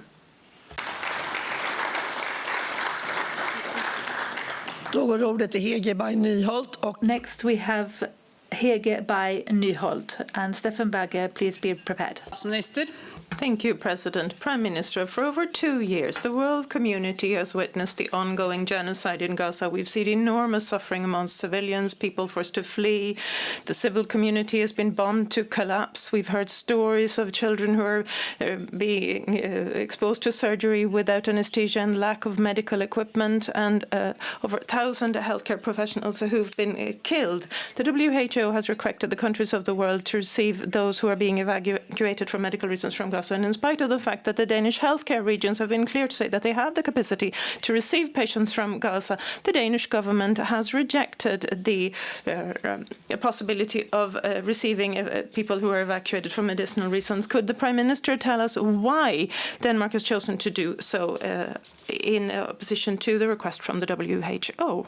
Ja, tak. Det vil jeg meget gerne. Thank you. I'm very happy to reply to that. The short answer is that we can help more people in the vicinity. This is the general approach of the Danish government, and I believe also with the support of and agreement of other governments. The humanitarian situation in Gaza is very, very serious indeed, and the ceasefire is a good step forward. We believe that is the way forward. We will do everything we can to ensure that more humanitarian aid can be received in Gaza. We will also try and put stop to Hamas, and I didn't hear any opposition to these terror actions, and I hope that we do share that opposition. However, that Jews cannot live in peace and prosperity in our own societies where anti-Semitism has exploded virtually, and that Israel cannot be permitted to operate as a state.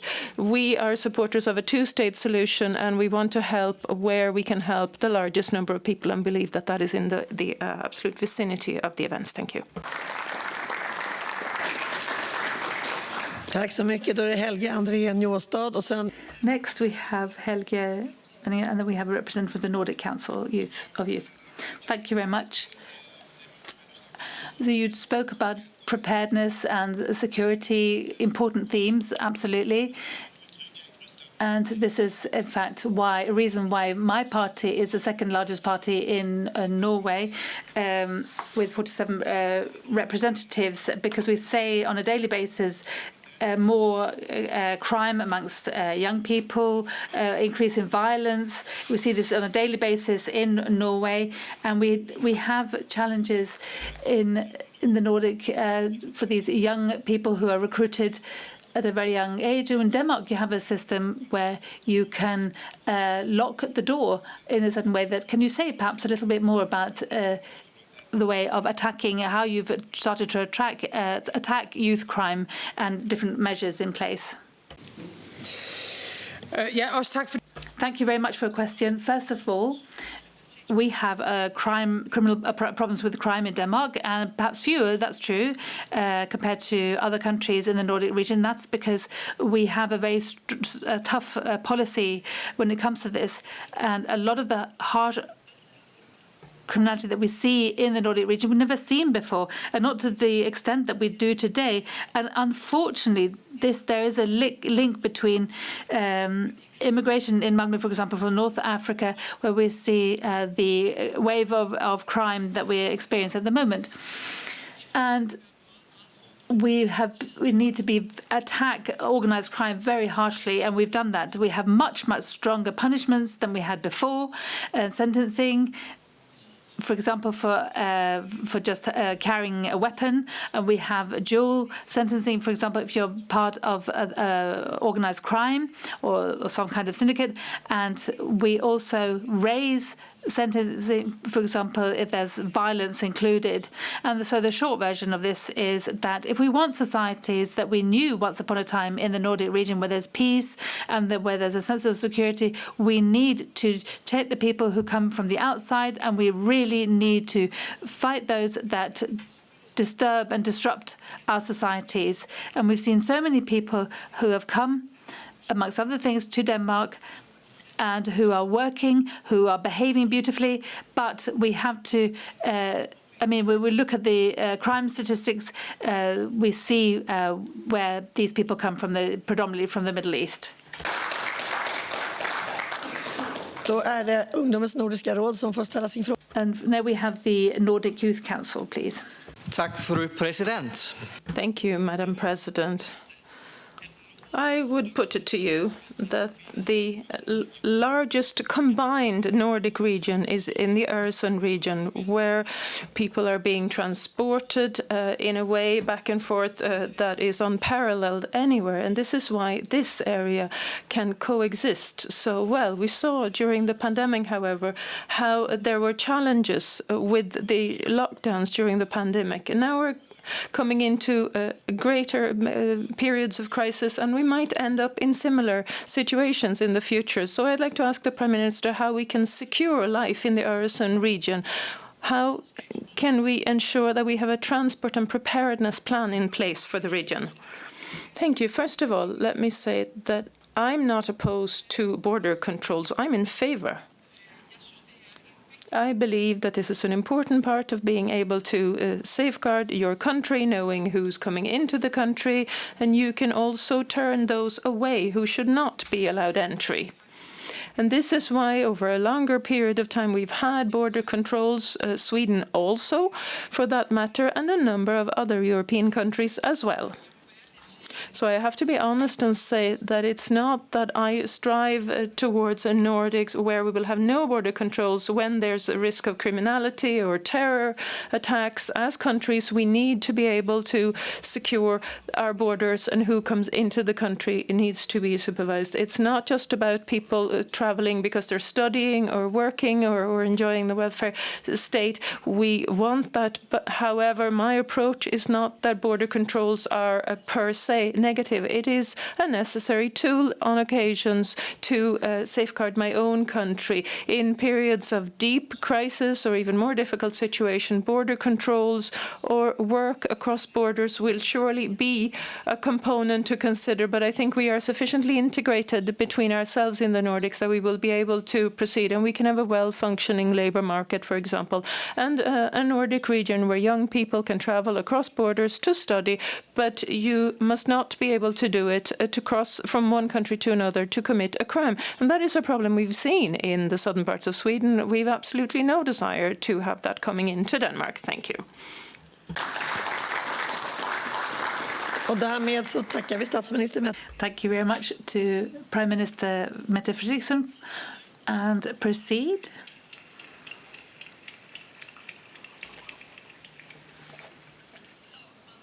With Prime Minister Axel Willem Johansson, please, from the Faroe Islands.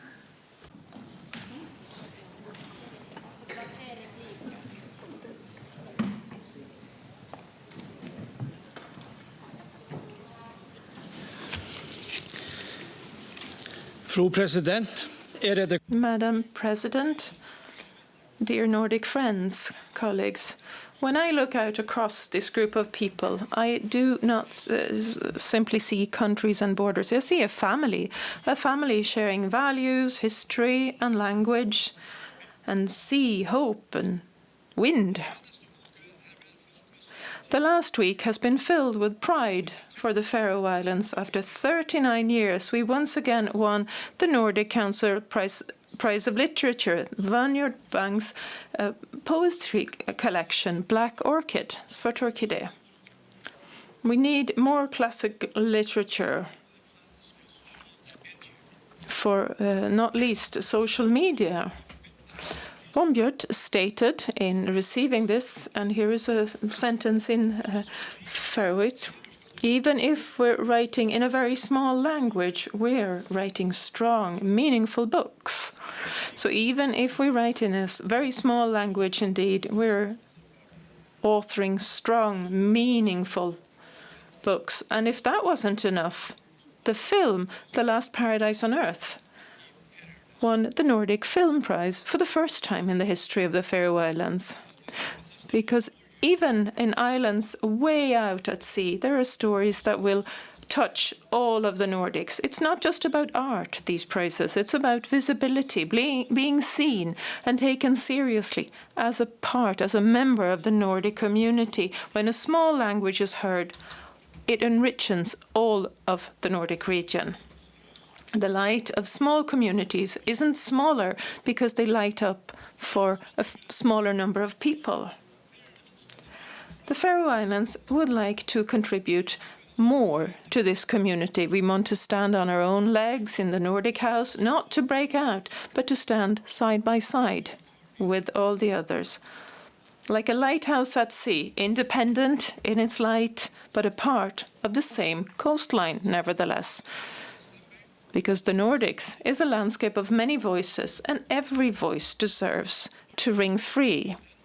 A few weeks ago, the Faroe government received support in a long-standing dispute of independent WTO membership for the Faroe Islands, and that agreement removes any doubt that Danish national law would be an obstacle to an independent Faroe membership of the Nordic Council. I therefore look forward to appointing a commission that will revise the Helsinki Agreement. Dear friends, we're living in a time where our community is challenged. Safety and security cannot be taken for granted, but if we stand together, we can resist, we can build trust, freedom, security in politics and culture and everyday life. And the presidency of Denmark and the Faroe Islands in 2026 give us a possibility to promote security in our societies, Nordic benefit in everyday life, and shared values. It's not just about cooperation, it's about seeing each other in literature, in films, in everyday life, and in our willingness to stand together also when we stand on our own legs. Thank you for your attention. Jag har fått frågan. We have further questions on the list, and for the previous speaker, and that we haven't got time really than those that have informed us in advance of that. But anyway, Christine Löfshus is first out from the SE group, and then after Eva Biaudet from the M group, please. Thank you, President, and thank you very much, Prime Minister Johannesson, for your account. Now, the security situation in Europe and the world has changed dramatically. How can a small country like the Faroe Islands see the need for Nordic cooperation to improve security in the Arctic area and the North Atlantic? Thank you.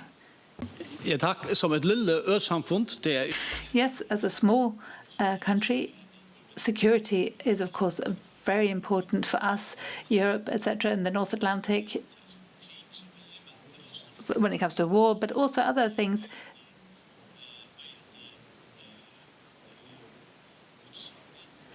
Because we're very vulnerable.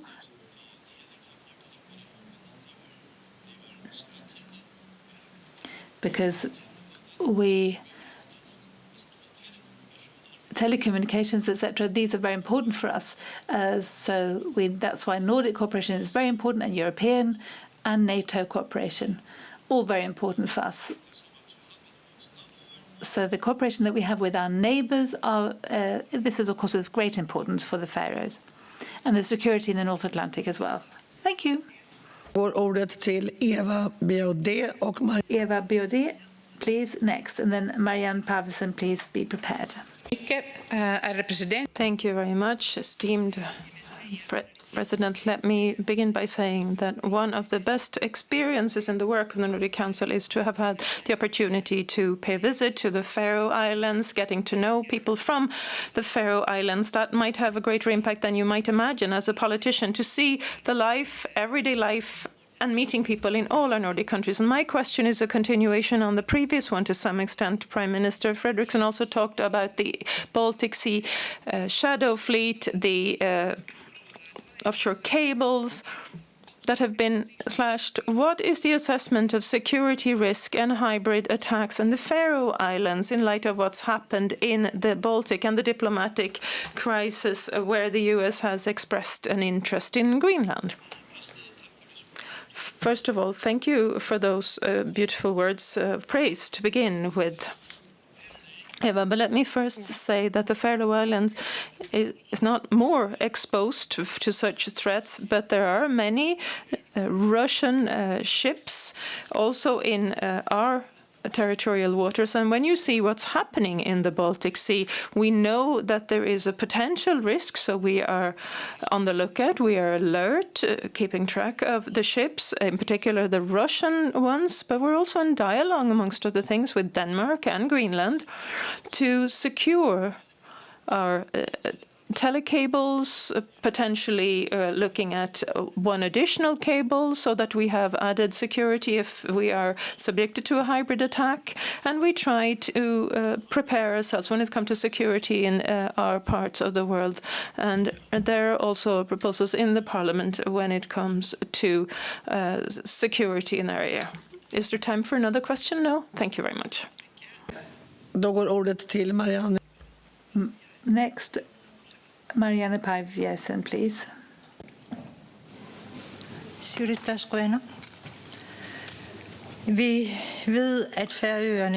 We know that the Faroe Islands want to have a full membership of the Nordic Council, and this now is topical due to the revision of the Helsinki Treaty, and that look at the legal aspects due to the World Trade Organization and the membership. But my question to the Faroe Islands and the Prime Minister is about what's going to happen with the Faroe Islands. Negotiations with the Danish government about independence for the Faroe Islands, are these ongoing? And what is the next step for you? Thank you. First and foremost, there's been a legal dispute between Denmark and the Faroe Islands whether the Faroe Islands can be members of the World Trade Organization, but now Denmark has taken a stance on this, and the conclusion is now that the Faroe Islands can become a member, and that also means that we can also become members of the Nordic Council. So that's at least according to Danish law. That's my conclusion. With regard to cooperation with Denmark, we have very good cooperation with Denmark, with the Danish government, and we need to also have a more balanced cooperation. We want to become more of an independent society working together with Denmark. Thank you. That's the end of this round of rejoinders. Thank you very much to the Prime Minister for his contribution. Now I'm going to give the floor to the Prime Minister of Iceland, Kristrún Frostadóttir, please.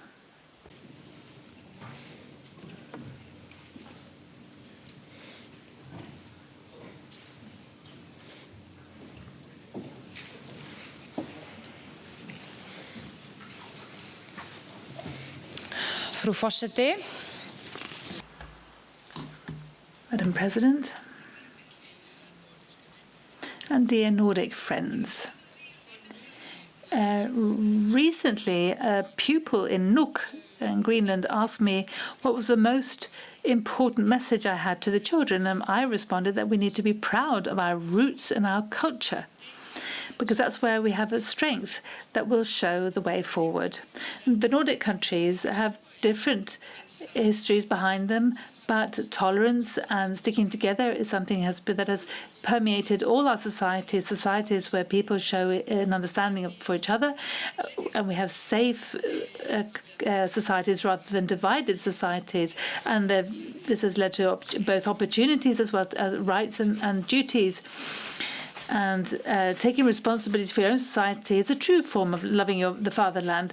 And so therefore unity has been very important in the Nordics. But now we see that this is under pressure, our fundamental values. And we see that things coming from the outside are sowing divisions. And these are things that are coming to us, this rhetoric. A strong country is not based on divisions. It's about sticking together. But these words don't come from nothing, of course. And And there is a corner of truth in them. The population feels that politics are not serving the people. And so it's very difficult to make, so for example, when it comes to social progress, and it's difficult to build your house, get a permit, or all these processes are complicated, and focus decisions are made far from the everyday lives of people. And things are unnecessarily complicated. At the same time, there are major changes which have brought us further away from each other, not closer. And our societies are not as homogeneous as they were. We don't know each other as well. Technology has reinforced these challenges because we are not meeting any longer in the physical world. And it is our task as politicians to deal with this, and we can't turn our backs because we have been elected to deal with this. People want to have their voices heard, they want stability in society, and they want a sense of belonging, and they want to feel safe as well in their culture. And we have a duty to people to show tolerance and not be afraid to have an honest conversation about the impacts of globalization on our societies. And we can do that without creating fear. International cooperation is invaluable. We know that, the Icelandic people. We know that all on our own in the middle of the North Atlantic. But we mustn't be afraid to promote our own culture. Loving your own country creates a bond between people, creates cohesion, and we must be proud of our own peoples and our closest neighbours. So let us gain strength in our roots, our culture, but let's do it with tolerance. And we don't want to be the guard dogs of the system when the system doesn't work anymore for ordinary people. It is possible to meet the challenges of today by working together, taking action together. That is how we can safeguard what is most important to us, everything that we own together. Thank you very much. Tack så mycket. Och första replik går till... Thank you very much. Henrik Möller of the S Group as the first rejoinder, followed by Oda Ingard. Tack för det. Thank you. One of the things we discuss and debate greatly is the matter of Nordic benefit. And something which is beneficial to the Nordics are whether the things that we deal with are relevant to all of our Nordic citizens. How can they see themselves in the decisions we make? And so it's highly interesting to note that from Iceland, or at least from the party, we're talking about politics at in the line of vision that people can see, because it's important for everyday life to work. It's relevant to your family life, to your work, to your spare and leisure time, culture, and everything to do with everyday life. It's all interconnected. But we're not all always in agreement, so it could be interesting to look at the starting point for all of this. When we're talking security, we're not only talking about external threats, there are also security and safety in terms of the everyday life. So perhaps we could hear a little bit more on your reflections on that perspective. Thank you. Já, tack kærlega fyrir spurninguna. Thank you for that question. I believe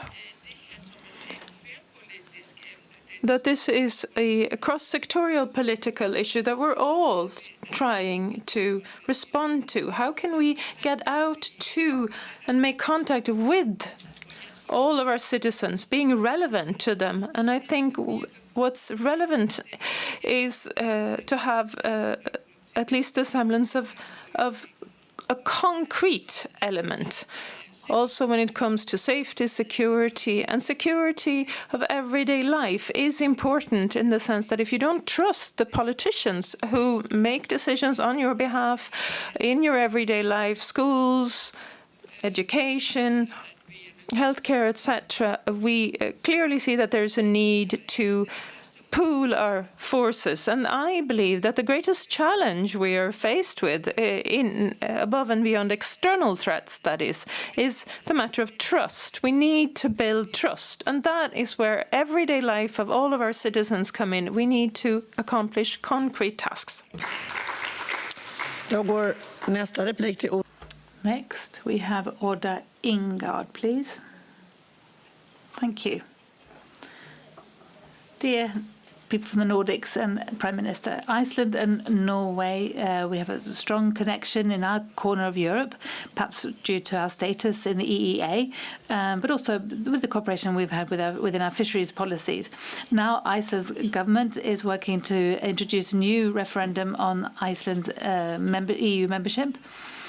Now, if the Icelandic population says yes, what do you believe that's going to have as a consequence for the Nordic cooperation, and in particular with regard to wouldn't it be more advantageous if Iceland and Norway sought EU membership at the same time, just as Finland and Sweden did when it comes to NATO? Thank you for a very interesting question. Now, I don't want to interfere in Norwegian domestic policy and tell the Norwegians what they should do, but it's true, we have made a decision in this government, and we want to look into how far we should take up negotiations with the EU, and we're doing this because the last time we started this process, what we lacked then was where we didn't have a political mandate from the population to initiate the process. That requires energy and duties and obligations. And I think that there are many people who want to see what membership would entail. We don't know really whether they're in favour or not, but this will take time. Firstly, we need to ask the population whether they want us to start this process or not. But the Norwegians are always welcome to cooperate with Iceland. But it's up to my Norwegian colleagues, of course, what's going to happen in Norway. Thank you. Thank you very much. Högni Höjdal, followed by Helge Njostad. Fru president och fru förste Madam President, we have here lots of good arguments. Everyone appears to be in favor of increased cooperation. And now we have a unique possibility because at the Nordic Council in Reykjavik, a unanimous decision was made to revise the Helsinki Agreement for the first time in 30 years. We've had a lot of focus on the position of the Faroe Islands, Greenland and Åland, but the decision was about strengthening Nordic cooperation in climate, children, youth, and citizens' rights to do away with obstacles to freedom of movement. So I'd like to ask the Iceland Prime Minister whether she's prepared to try and spur on the other Prime Ministers, her fellow colleagues, for a revision where the new agreement can be a visionary one so that we can have the most well-integrated region by 2030.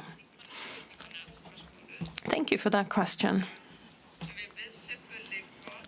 We do know, of course, where this matter stands, and I'm not going to get into legal complexities or the entire start of the process or what happened in Reykjavik last year. But let me just say that these three parties will hopefully be full members in every aspect of the Nordic Council moving forward. Looking at my own country, Iceland, a small country, but our voice is important. And it is important that we are on an equal footing with others. And just like other Nordic countries, we've seen excellent cooperation both with Greenland and the Faroe Islands, and we know how valuable it can be to be on an equal footing with others, in particular in the world of today. So it is my genuine hope that this will come to fruition. Thank you. Thank you. Next.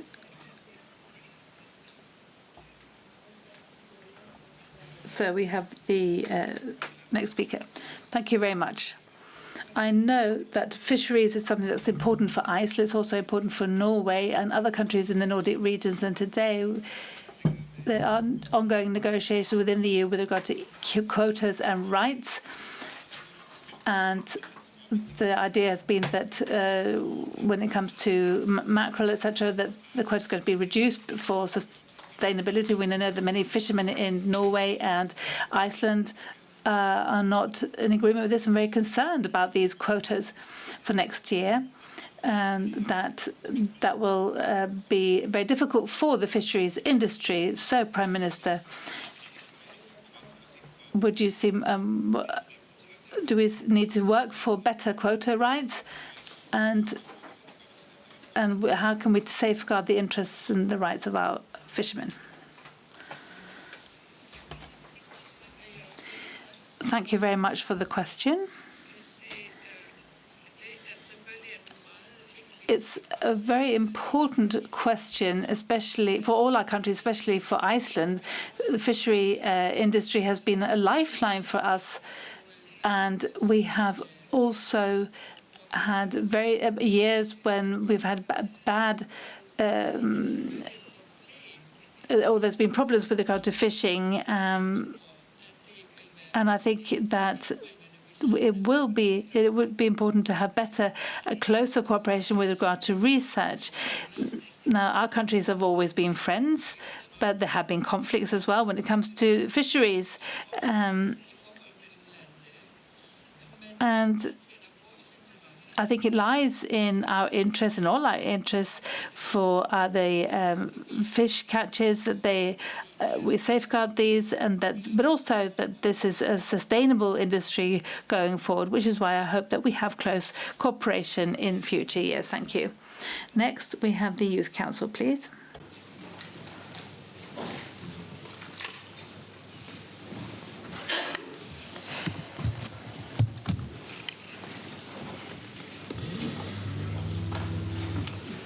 Tack, fru president.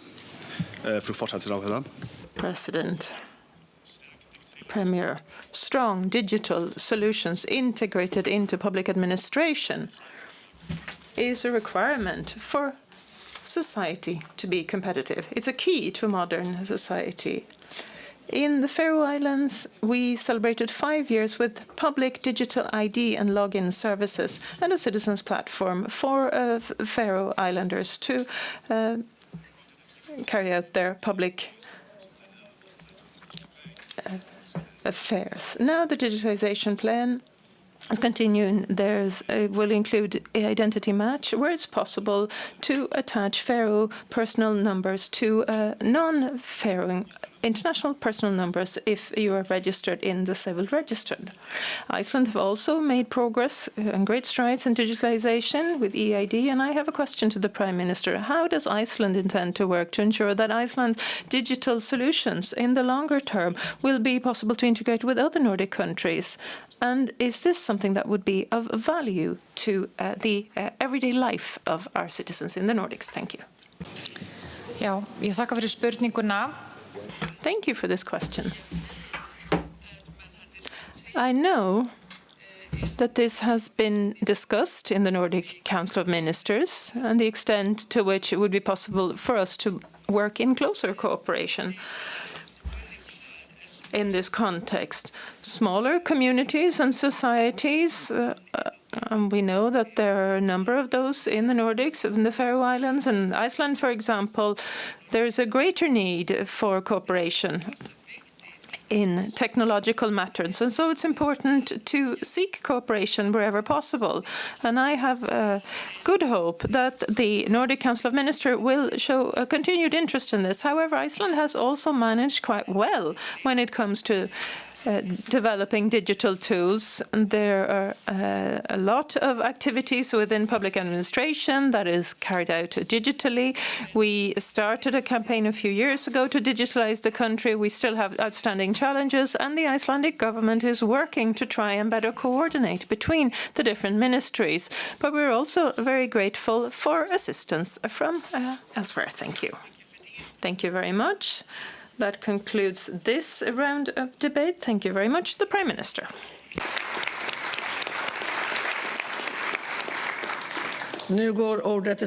And now, Prime Minister Jonas Gahr Støre of Norway has the floor for his address. Madam President, parliamentarians, Nordic friends. In many homes in the Nordics, from Tromsø to Tampere, from Bergen to Bornholm, many families have been worried and felt concerned. The world feels more dangerous, but we feel safe in our Nordic unity.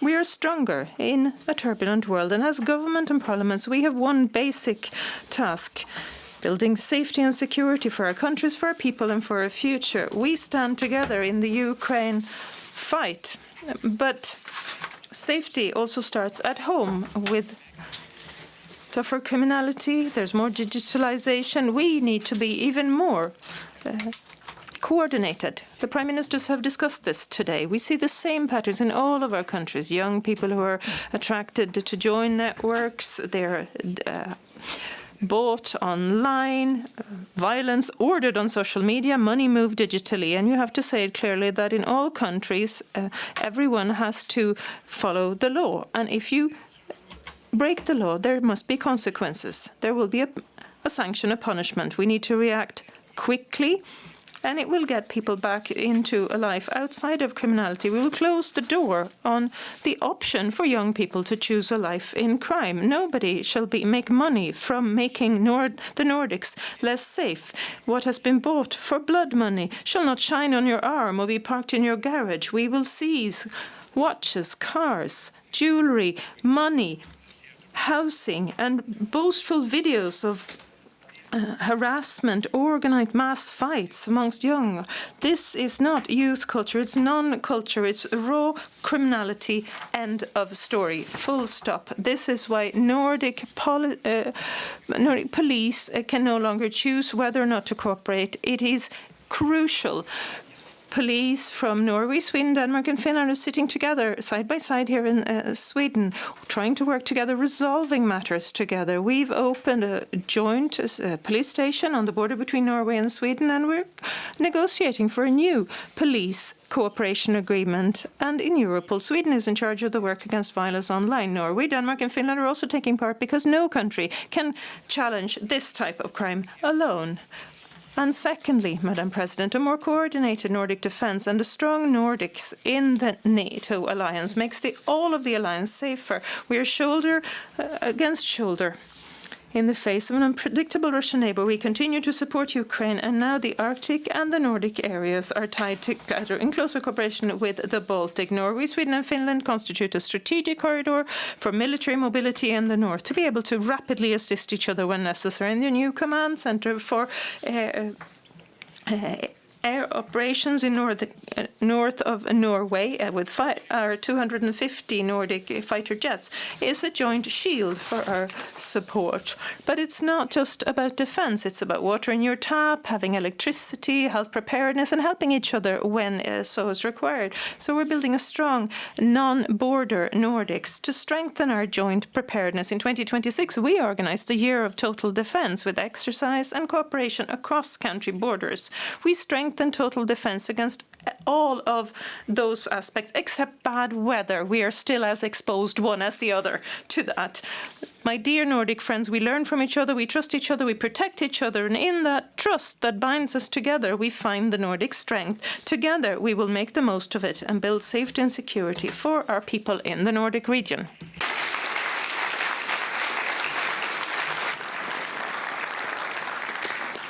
Tack så mycket. Då går Thank you. And the first rejoinder goes to Per-Arne Håkansson, and then Kjell-Arne Ottosson will be next. Fru ordförande. Madam Chair, democracy, according to international rankings, is on its way back. We saw a very concerning report from International IDEA focusing on just this. And the Nordic collaboration is based on popular support in democracy, trust, rule of law, equality.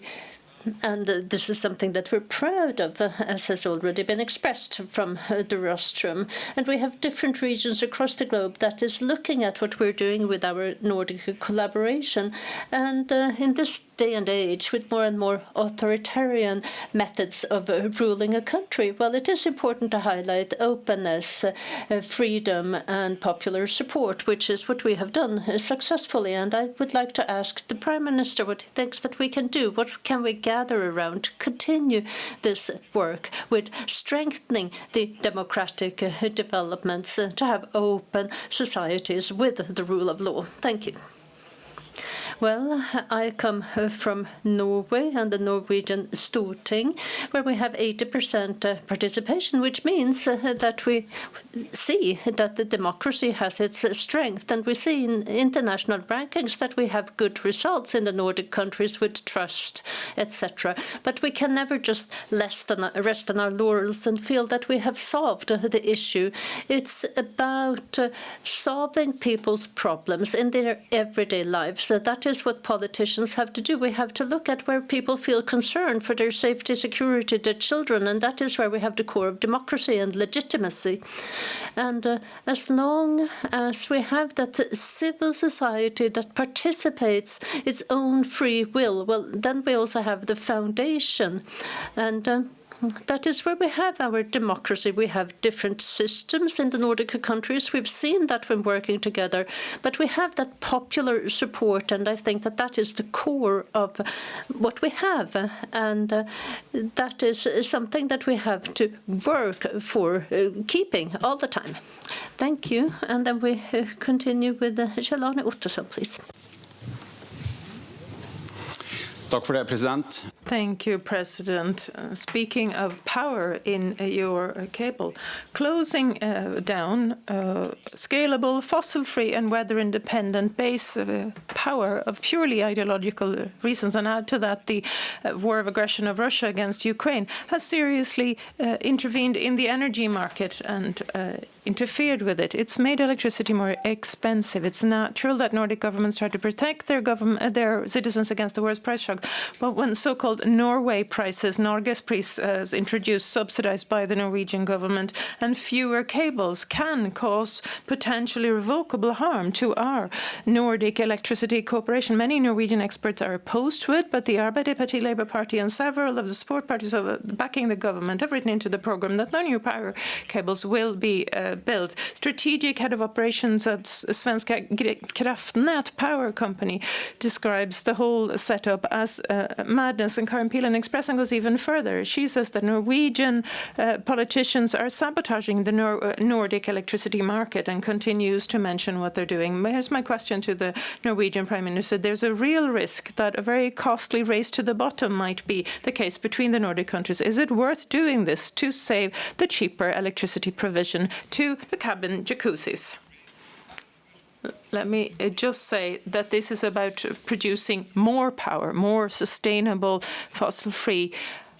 So it's a race upwards in a period, an era of renewables. We need to all get there, but a system needs to be legitimized. We need stable power and you pay on a monthly basis so that you can plan. It's part of your economy, and I'm proud as Prime Minister to propose these Norwegian prices, Norgespris, when the price of what we're produce is not affected. You have a stable situation. You can choose to have fixed interest rates in the for your mortgage in the bank. Well, now you can choose to do the same with electricity provision if you choose to do so. If there's great instability in energy prices, we will lose trust and confidence, and therefore we are also looking into considerable transfer and transmission capacity. We've been doing this over the past 10 years, and we've said, therefore, because of these previous investments, we're not looking at investing new cables. Most of these power transfer were built in the 1960s in Sweden, between Sweden and Norway.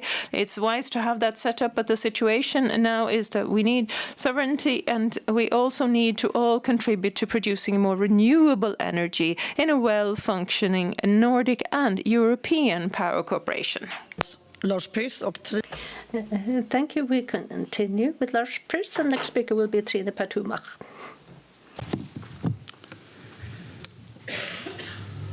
Tack, fru president. Thank you, Madam President. Being a country outside of the EU, Norway has also joined the sanctions against Russia.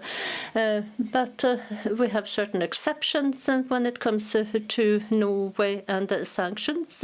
Russian fishing vessels, for example, can go to 3 Norwegian ports, and we know that Putin uses civilian capacities for unlawful purposes, also for intelligence gathering. So what will Norway and the Prime Minister do to ensure that the opening of these ports will not contribute to unlawful Russian activities? Well, thank you. I'm very happy that you note that we have participated. We do not have voting rights, but we can impact the dialogue, and this is something that we have been doing. And we have the Arctic pelagic cod, which is incredibly important, and this is something that ends up on tables across Europe. And of course, therefore, we need to manage these stocks together, and I do think that our European parties do understand that these contacts between Norway and Russia have been very, very limited in the last few years, and these stocks are also under a lot of pressure today. And when it comes to the presence in certain ports, well, that is also very limited.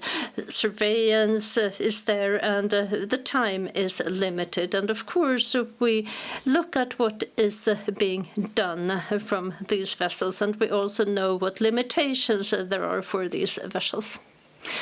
Thank you. And we continue with Trine Petomach, and the next speaker will be Erlandsen. Let me first say that Norway has recognized Palestine as an independent state. The question is if Nordic countries can secure democracy and common values in an ever more turbulent world. We need to safeguard these values. We mustn't just pay lip service to these values. We need to live as we learn. The International Court has underlined and clarified the illegal nature of the settlements and the oppression of the Palestinians in Israel. And the court has underlined that all businesses are responsible for not contributing to the illegal situation continuing in Israel. I wonder if the Prime Minister of the opinion that the Norwegian oil fund can continue to have investments in Israeli companies that deliver weapons or another way contribute to the Israeli war on the Palestinian people and illegal settlements. Let me first say that the ruling from the court came as a result of a Norwegian initiative in the UN General Council to General Assembly to ensure that population on occupied territories have access to basic needs and services, healthcare, schools. Israel is responsible for ensuring that they provide this in particular to the people of Gaza. Norway has no boycott of Israel. We have a pension fund with ethical guidelines outlining clearly that we mustn't invest in companies who are in breach of the rules of war or international law. This is followed up at the level of the companies where we invest. And if they were to be found in that category, the fund will detract. And this has been done in similar cases. Thank you very much. Tor Andre Jansson, and the representative from the Youth Council is next. Thank you, President. I wanted to ask this question to the Danish Prime Minister, but now it goes to the Norwegian Prime Minister. We have this ambition to be the most integrated region in the world in 2030, and that's not very long from it now. To do that, language is very important, and the understanding of various languages. And here we have children's programs, for example, that we see on television, Emil, Pippi, and when I was a kid, I looked at these things. Today we have a lot of dubbing, and that of course is something that ruins that understanding of languages. So I would like to know if the Minister has something to say about this. Could we do more in the Nordics and work together with the TV companies and various film companies so that we have subtitling instead? Well, now I'm Mette Fredriksson. Okay, she's a role model. So yes, I really appreciate that you have trust in me. And I do think that this is a policy area where we do not yet have all the details, but the children and young individuals, they do not watch these programs enough. They're rather on YouTube or TikTok channels, and the contents are different and the language is different as well. So perhaps we could lower the threshold so that you watch modern or traditional children's programs. Perhaps that could be done on digital platforms. I do agree when it comes to dubbing. That is much more prevalent in other countries than the Nordic countries. And yes, that is a barrier against understanding various languages. And we have to make sure that we have offers available so that we have alternatives to what we have on YouTube, TikTok, etc. today. And that would be a beginning. And Nordic collaboration and what we do when we discuss in the Nordic Council, in committees, it's also important that we have a shared view in this respect. Thank you, and we continue with the Youth Council.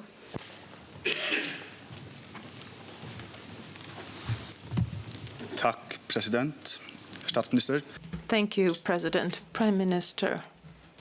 This is an extension of a previous question. Since Russia's full-scale invasion of Ukraine in February 2022, the situation between Norway and Faroe Islands in relation to Russia in the area of fisheries has changed significantly. The sanctions are there, and there is, of course, a desire to support the Ukrainian people in their fight for freedom and independence. But both Norway's and the Faroe Islands sanctions have affected fisheries in our fisheries in Russian waters and the Russian fisheries in our waters. There has been a cancellation of the agreement, and there is no longer any control of Russian fishing vessels in the North Atlantic. This will not just be a disaster potentially for the fish stocks, but also for the rules-based order in the North Atlantic and the Arctic. And I'd like to ask the Prime Minister, to what extent do you intend to continue this balancing act, and how do you intend to best control the activities of Russian fishing vessels? Thank you. I've had a discussion with the Premier on this topic already, because the Faroe Islands have their experiences in their waters and Norway similar in our waters. The North Arctic cod has its particular pattern of movement where it is spawning, where it dies, etc. And it can be a situation that benefits one or the other. I've repeatedly explained to my European colleagues that it is not a sanction against Russia to cancel this principle, because the cod stocks suffer. It used to be outside Newfoundland. It was fished out and never recovered. We do not wish to contribute to anything similar happening. So it's important that we have good contacts. We negotiate with the Faroe Islands on some of the quotas and fish stocks that we share in the North Atlantic. We've in touch with fisheries authorities, and we spend time explaining some of the quota principles to our European colleagues where necessary. So far, I've understood that we've been able to gain their understanding. Thank you. Thank you. That concludes that debate, and we say thank you to the Prime Minister.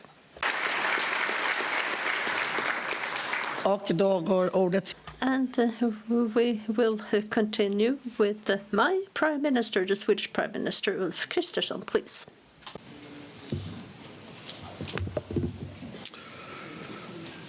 Fru President och mina damer. Madam President, ladies and gentlemen, together and individually, our countries have built some of the best societies of the world, the best societies to live in. Regardless of ranking, we're at the top in happiness, democracy, equality. And if one of us falls down from that first position, someone else will take over from the Nordic countries. We're not without fault. We work with our problems every day, but we have done a lot, and it's very easy to appreciate the Nordics. But we also know that, well, we have many strengths, but we cannot take them for granted. What is good has to be cherished and defended. And this is something that we do as well, individually and together. We, for example, support Ukraine, and together we have contributed with more than 380 billion krona to Ukraine, not least through very extensive military support. We have an American initiative on material support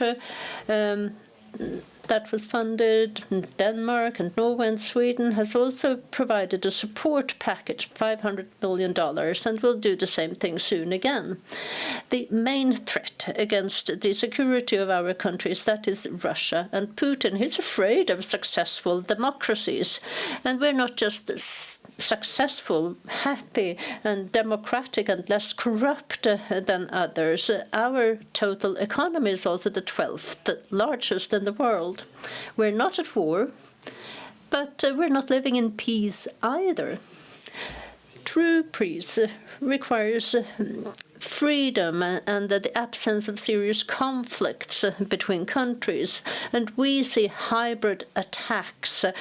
We're not talking soldiers, but robots and computers and money, disinformation, sabotage. And that is why we now have new requirements on our countries. We have to strengthen our defense. We cannot just say the same thing. We have to do the same thing, because when we're talking about war or peace, we have to stand together. In Sweden, well, we didn't join NATO just to get security. We also wanted to contribute to the security of other countries. Together with Denmark, we have a mechanist battalion. We're working in the Baltic with sea surveillance. We're working with aircraft above Poland, and we're working in the framework agreement for the forward presence in Finland. So we do a lot, and we plan ahead. We will have the first exercises this fall. Last week, I signed a letter of agreement together with President Zelensky about the joint will of Sweden and Ukraine to build the future Ukrainian Air Force with some 150 Swedish JAS 39 Gripen, the best plane in the world. A competitive Nordics and a competitive EU is something that in the long term is decisive for our high welfare and also for our investments in security. And that is why we have to do away with obstacles in the single market. We have to do away with cumbersome rules. We have to deepen the capital market, and we have to be leaders also in international trade and the digital transition. We have to show the way in Europe and in NATO. Thank you.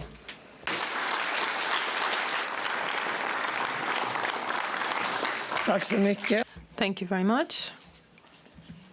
Kim was of the S group, followed by Krista Mikkonen. Thank you. In a time characterized of uncertainty in the world and uncertainty in the markets and loss of jobs, it's important that people can find a new job and the businesses can have the employees they need. Sweden has been strong in the labour market, but a new report suggests that here you are lagging behind the other Nordic countries when it comes to the ability to get the unemployed into a new job. So the question is this to the Prime Minister. In turbulent times, and we see this performance or lack of performance by Sweden, and when it's about matching the unemployed with the jobs, we're focusing a lot on education and upskilling in Denmark. How does the Swedish government intend to strengthen Swedish labour market policy, and what experience could you gain from learning from Denmark? Thank you. President. Thank you, Madam President. In Sweden, we have two different types of unemployment. One is very much based on the ups and downturns of the business cycle, going up, going down. And skilling, upskilling, reskilling is absolutely crucial. We do a lot of that here. What concerns me the most is not this previous type of unemployment, even though we still see it very clearly in the downturn in the economy. The greatest challenge in Sweden is the structural unemployment due to mass immigration over a long period of time. A very large share of those who are unemployed consist of people who've come to this country. They do not speak Swedish. They do not have any experience of the Swedish labour market. They lack the right training and education. It is much more difficult to resolve. We start by reducing immigration. That gives us a chance to also focus on integration and thereby unemployment. Tack så mycket. Då går ordet till... Thank you. And we continue with Krista Mikkonen, and Tage Pettersson will be the next speaker. I will be speaking in Finnish. Mr. Prime Minister, Madam President, global warming and the climate situation is serious. It's about finances, safety, security, our welfare systems, our everyday lives. The more of a climate change, the bigger the inconveniences and also the costs. And that is why it's so important that everyone contributes. We have a Vision 2030, and we're trying to work neutrality in emissions. But Sweden is headed in the wrong direction. The government has now made its own decisions and increased the use of fossils and also increased emissions. And you do not have enough carbon binding in Swedish forests either. So what concrete measures do you plan from your government to reduce emissions and work more with the carbon sequestration? Thank you. Madam President, Sweden is one of the best countries in the world when it comes to reducing emissions. We combine hydropower, wind, and we're basically fossil-free, and we have done much better than most countries in Europe. However, it is true that for 1 year we have increased emissions, and that was because we didn't want to force fuel prices up to 28 krona a litre, and that is the answer. We work with the obligations to have biofuels mixed with regular fuels, but this is unsustainable. 2026 will have lower emissions than 2022, and we have every opportunity, every chance to reach the objective. But Sweden, nor Finland, we're not going to let the rest of Europe use our forests as an excuse to not have to reduce emissions. And we're very happy that the Commission finally has understood that criticism from Sweden and Finland. Thank you. Tack så mycket. Då går ordet. Thank you very much. Tage Pettersson, followed by Juho Eerola. President, many of the discussions here in the Nordic Council session in Stockholm has been about cross-border crime. And we see in media back home in Norway over the past few weeks very serious criminal actions with hand grenades, firearms, kidnappings. And what all these have in common is that this has been commissioned by professional networks, but a very large number of the culprits are below the criminal legal age. They are non-ethnic Norwegians, and they have in many cases been in custody of the social services. In Sweden, you're on the way with the reform of the youth offender sanction system to have clearer consequences, supporting measures, and effective tools to protect society and help the young individuals to leave a world of crime. Could the Prime Minister tell us what they've learned so far in Sweden in that context? Thank you very much.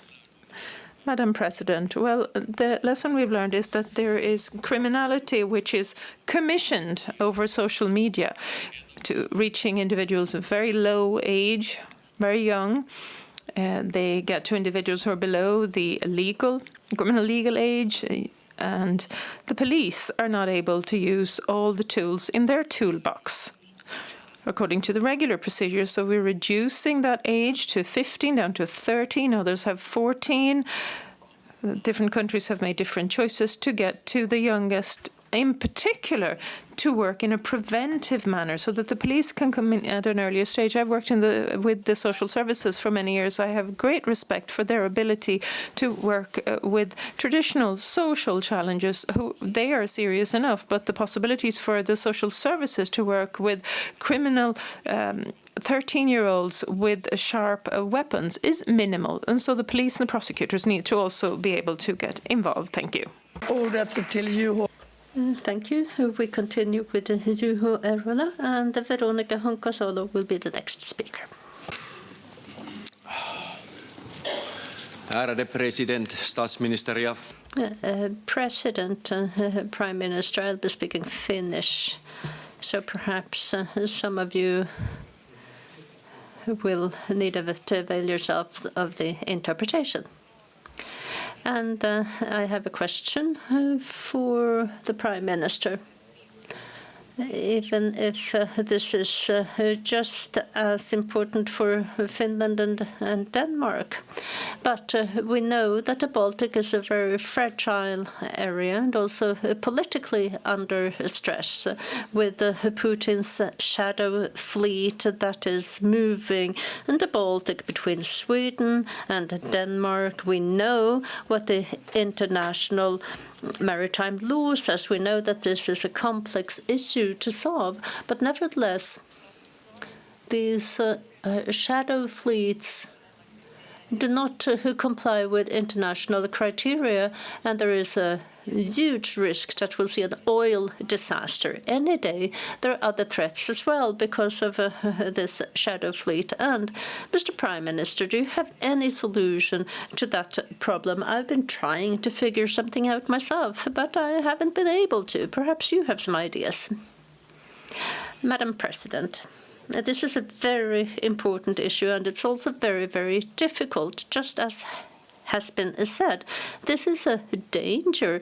Well, it's something that's financing Russia, but we're also talking about the risk of environmental disasters. We might see accidents in the Baltic, etc. And it is complex because we also have various international maritime conventions that we have subscribed to, and we're a seafaring nation as well, and we do not want vessels to risk ending up in very strange situations.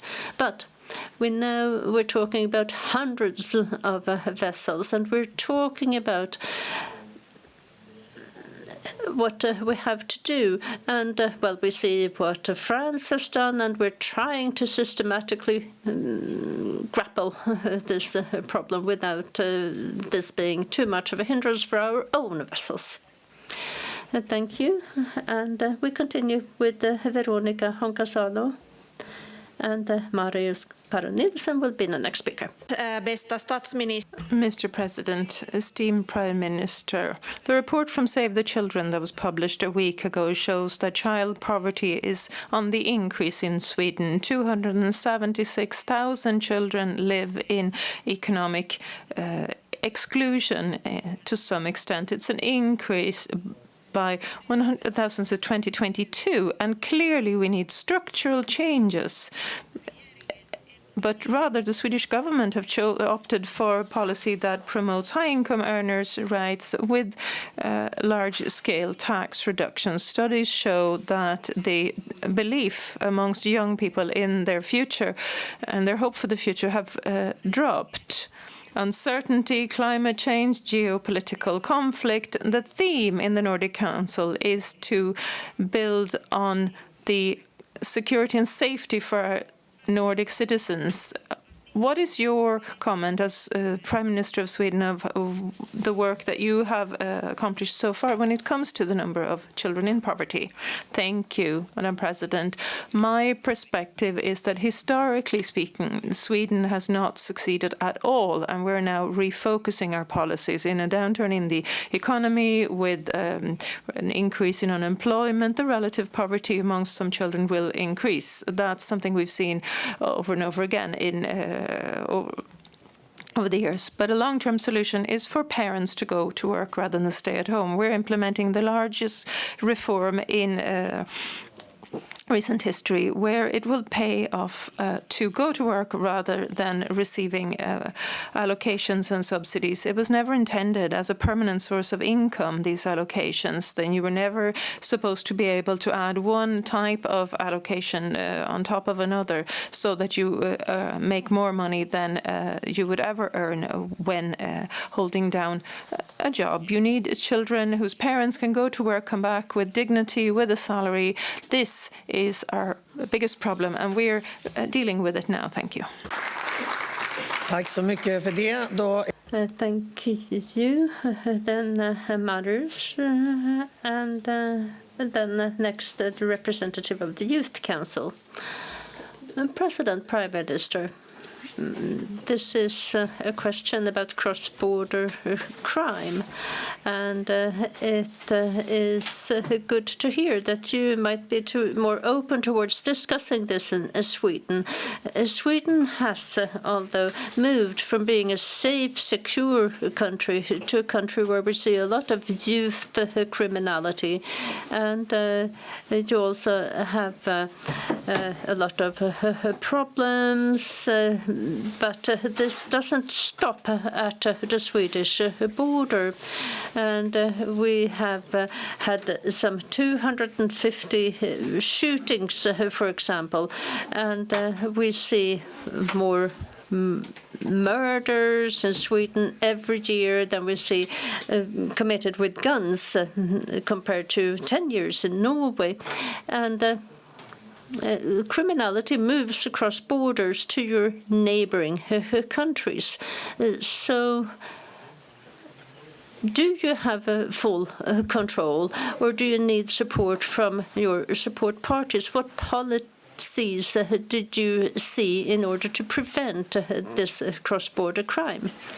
Well, Madam President, I do agree that this is one of the biggest problems we have in Sweden today, and to a great extent this is a consequence of previous problems that we have accepted that organized crime has been growing for a very long time. It's a very serious problem, and yes, people often come to other countries, to Sweden, and crime from Sweden is also cross-border. But here we need cross-border solutions. I do agree. We cannot accept a serious crime being committed and these criminals leading good lives. And that is why we're now changing our criminal policies. We're going after people across the borders. We take their possessions away from them.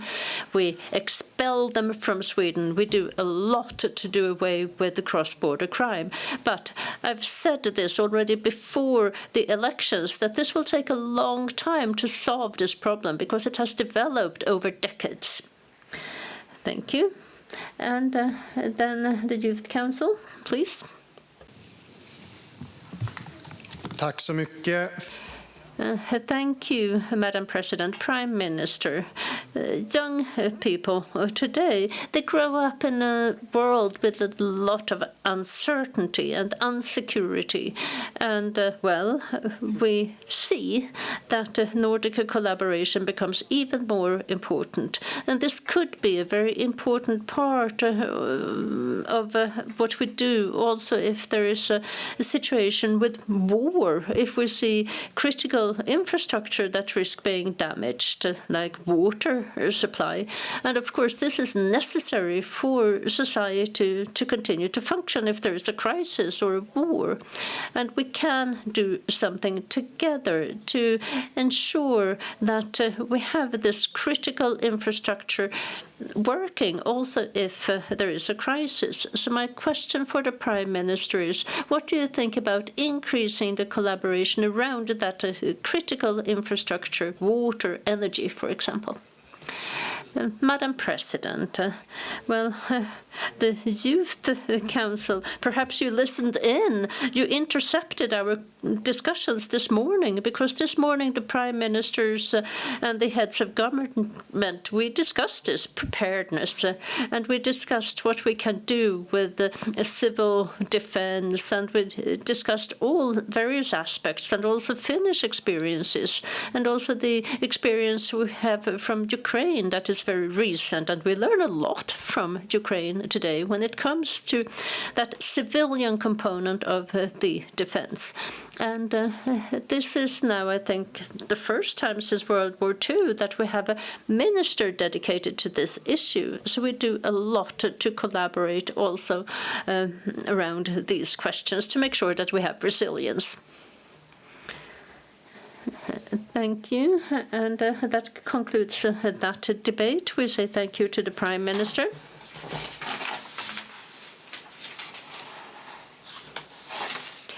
And that concludes that agenda item as well, which takes us to the next agenda item, being agenda item 4, and that is the Presidency Programme for 2026, and that is the last agenda item today. And we're going to hear from the Denmark Prime Minister and also the Faroe Prime Minister. And we will begin with Mette Frederiksen from Denmark. Please, 5 minutes.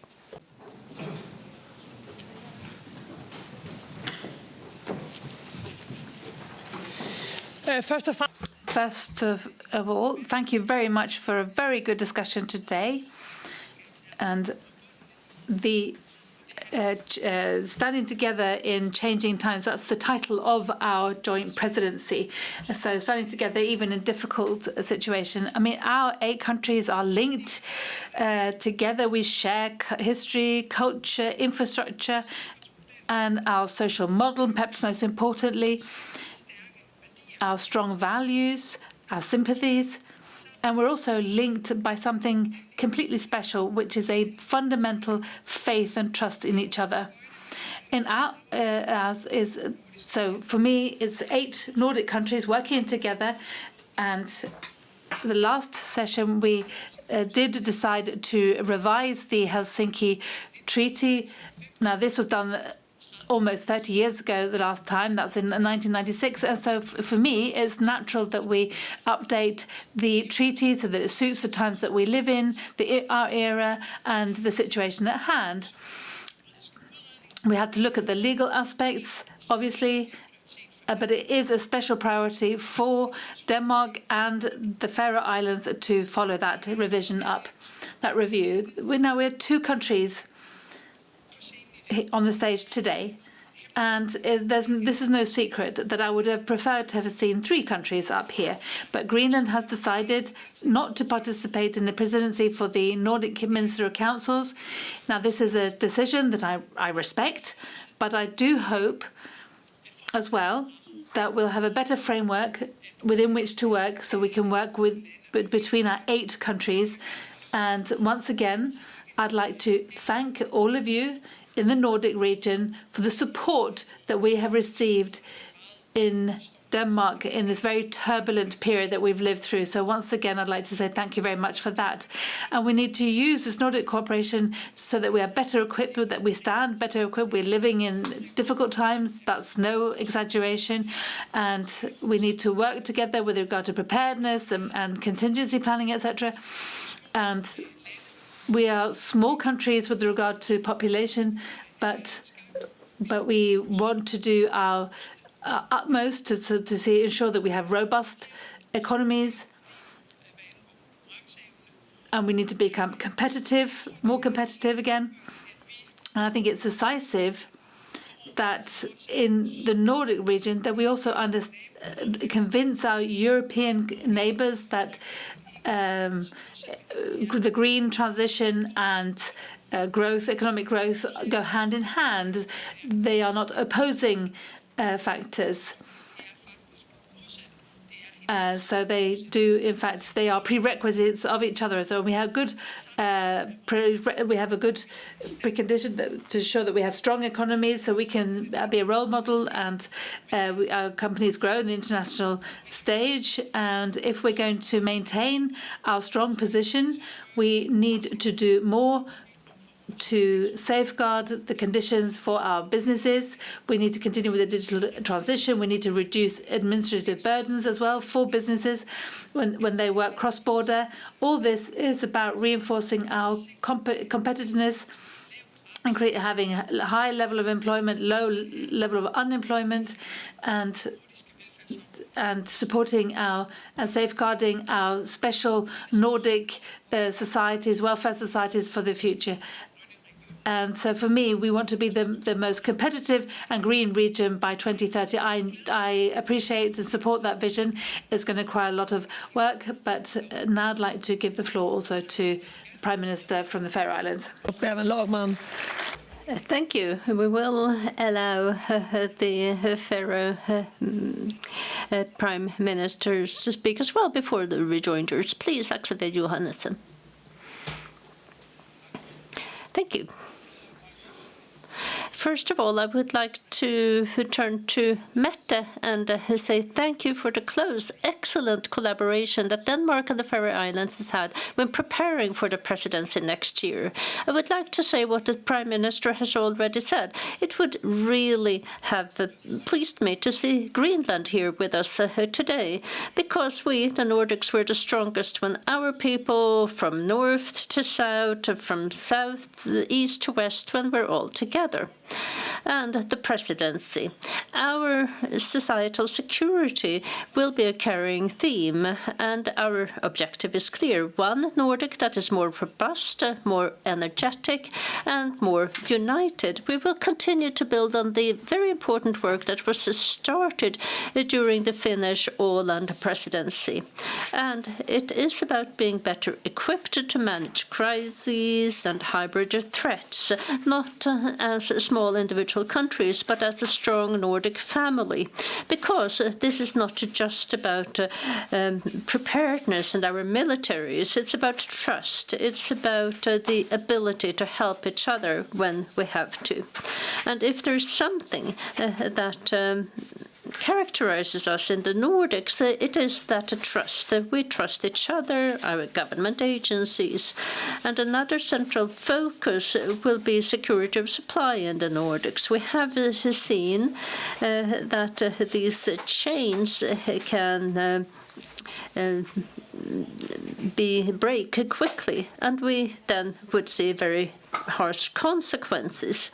And here we have to work with security of supply at a Nordic level, with a Nordic network, with a forum, because if we coordinate our efforts, then these systems will be more robust.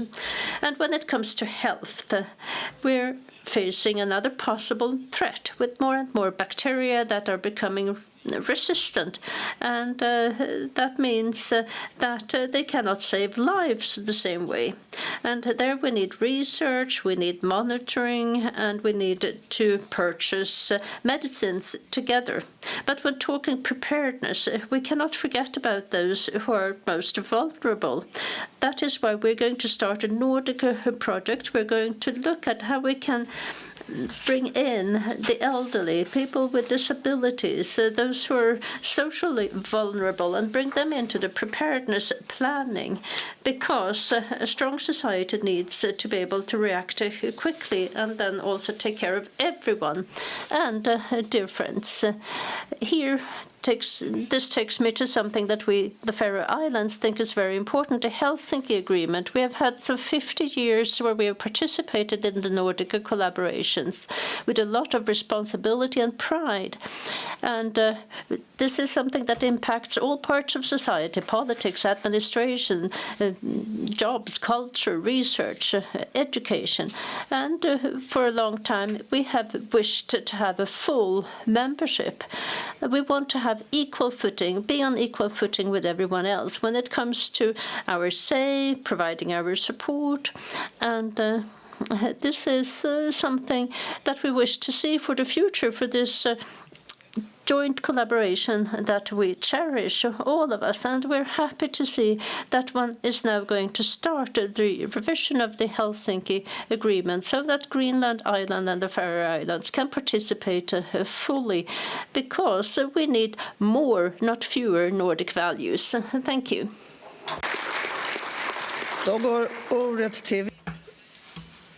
I'd like to give the floor to Ville Väinö, representing the Presidium, please.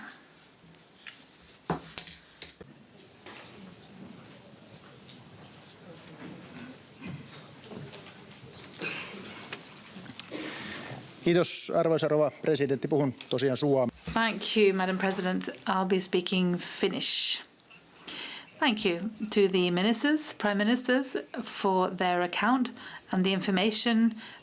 And now the Presidium is very satisfied with the Finnish presidency during 2025, not least with the budget negotiations, and I'm sure that the good cooperation will continue. It's important that the cooperation between the Nordic Council and the Nordic Council of Ministers works well and is flexible.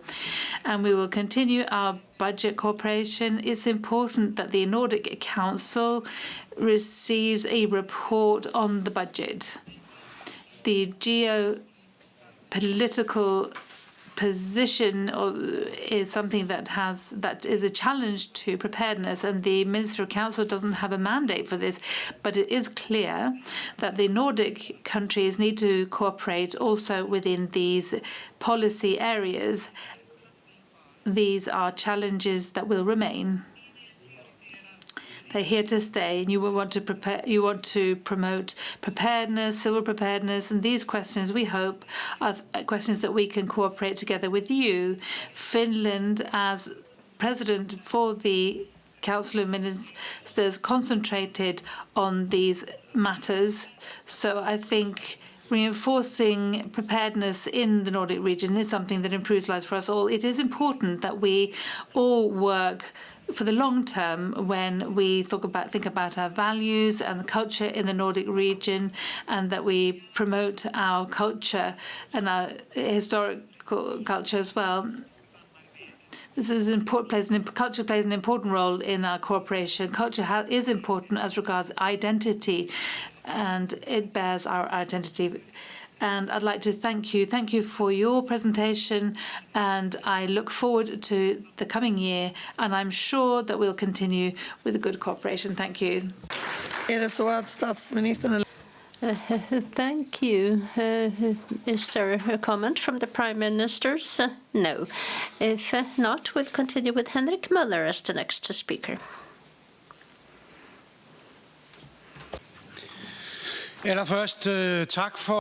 First of all, thank you for that presentation. I think we'll have a very exciting program. And we should be happy when it comes to all the ones who are here, not be frustrated over those who are not. But yes, it is a bit unfortunate that we do not have Greenland here today. So I hope that we can come to such a position where they feel that they are part of the collaboration. And here we have the revision of the Helsinki Agreement. So that we can also get to a situation where Greenland feel that they're seen and heard, and hopefully we'll get there already on Thursday. And hopefully we can have Greenland, the Åland Islands and the Faroe Islands becoming a full part of what we're doing. We're living in uncertain times, that has already been stated. And we, the Conservatives, we also think it's really good, it's good and proper that we work with resilience, and that should be a top priority, and that is something that we'll be working with together, the Nordic Council and the Nordic Council of Ministers.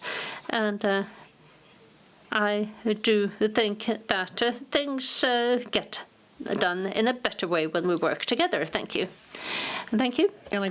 Next, Helena Gellman from the M Group.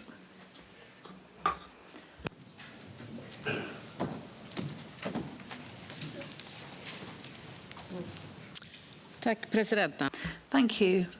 I would like to thank you for this presentation of the presidency for next year, the programme for the Council of Ministers. And I think it's very good that you continue focusing on Nordic competitiveness and also the green transition, and that we continue developing a greater joint preparedness planning. We saw how positive that was during the pandemic. I'd also like to highlight the importance of working with and having enhanced cooperation within the area of transport, that continues, in particular when it comes to travel across borders, to make things easier for travel and to integrate us further in the Nordic region. Many here in the Nordic Council of Ministers, you know that we have a council on transport. And I have a question with regard to why Greenland wasn't participating today, but we got the answer to that. Now, I'd like to bring up the Helsinki Treaty. There is a review with regard to looking at the legal aspects, and this is going to be finalized in December. And now we heard that the Danish presidency will, in fact, set up a committee to see whether or how the Helsinki Treaty can be amended. So my question is your time plan. What's your time plan for that committee to work? And at the same time, I'd like to emphasize how important it is to involve the Nordic Council in those discussions when it comes to the Helsinki Treaty. So with those words, I'd like to thank you for the very interesting program. Thank you. Thank you. So next we have the Youth Council.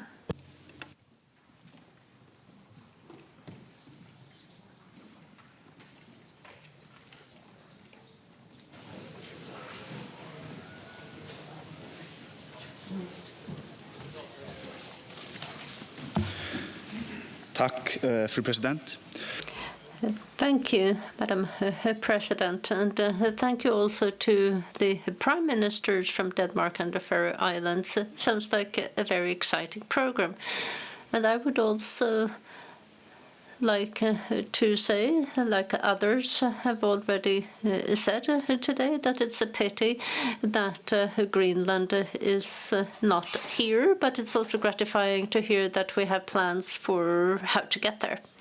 And I'm glad to hear that work is underway with the Helsinki Treaty to adapt it to the day and age that we're living in today.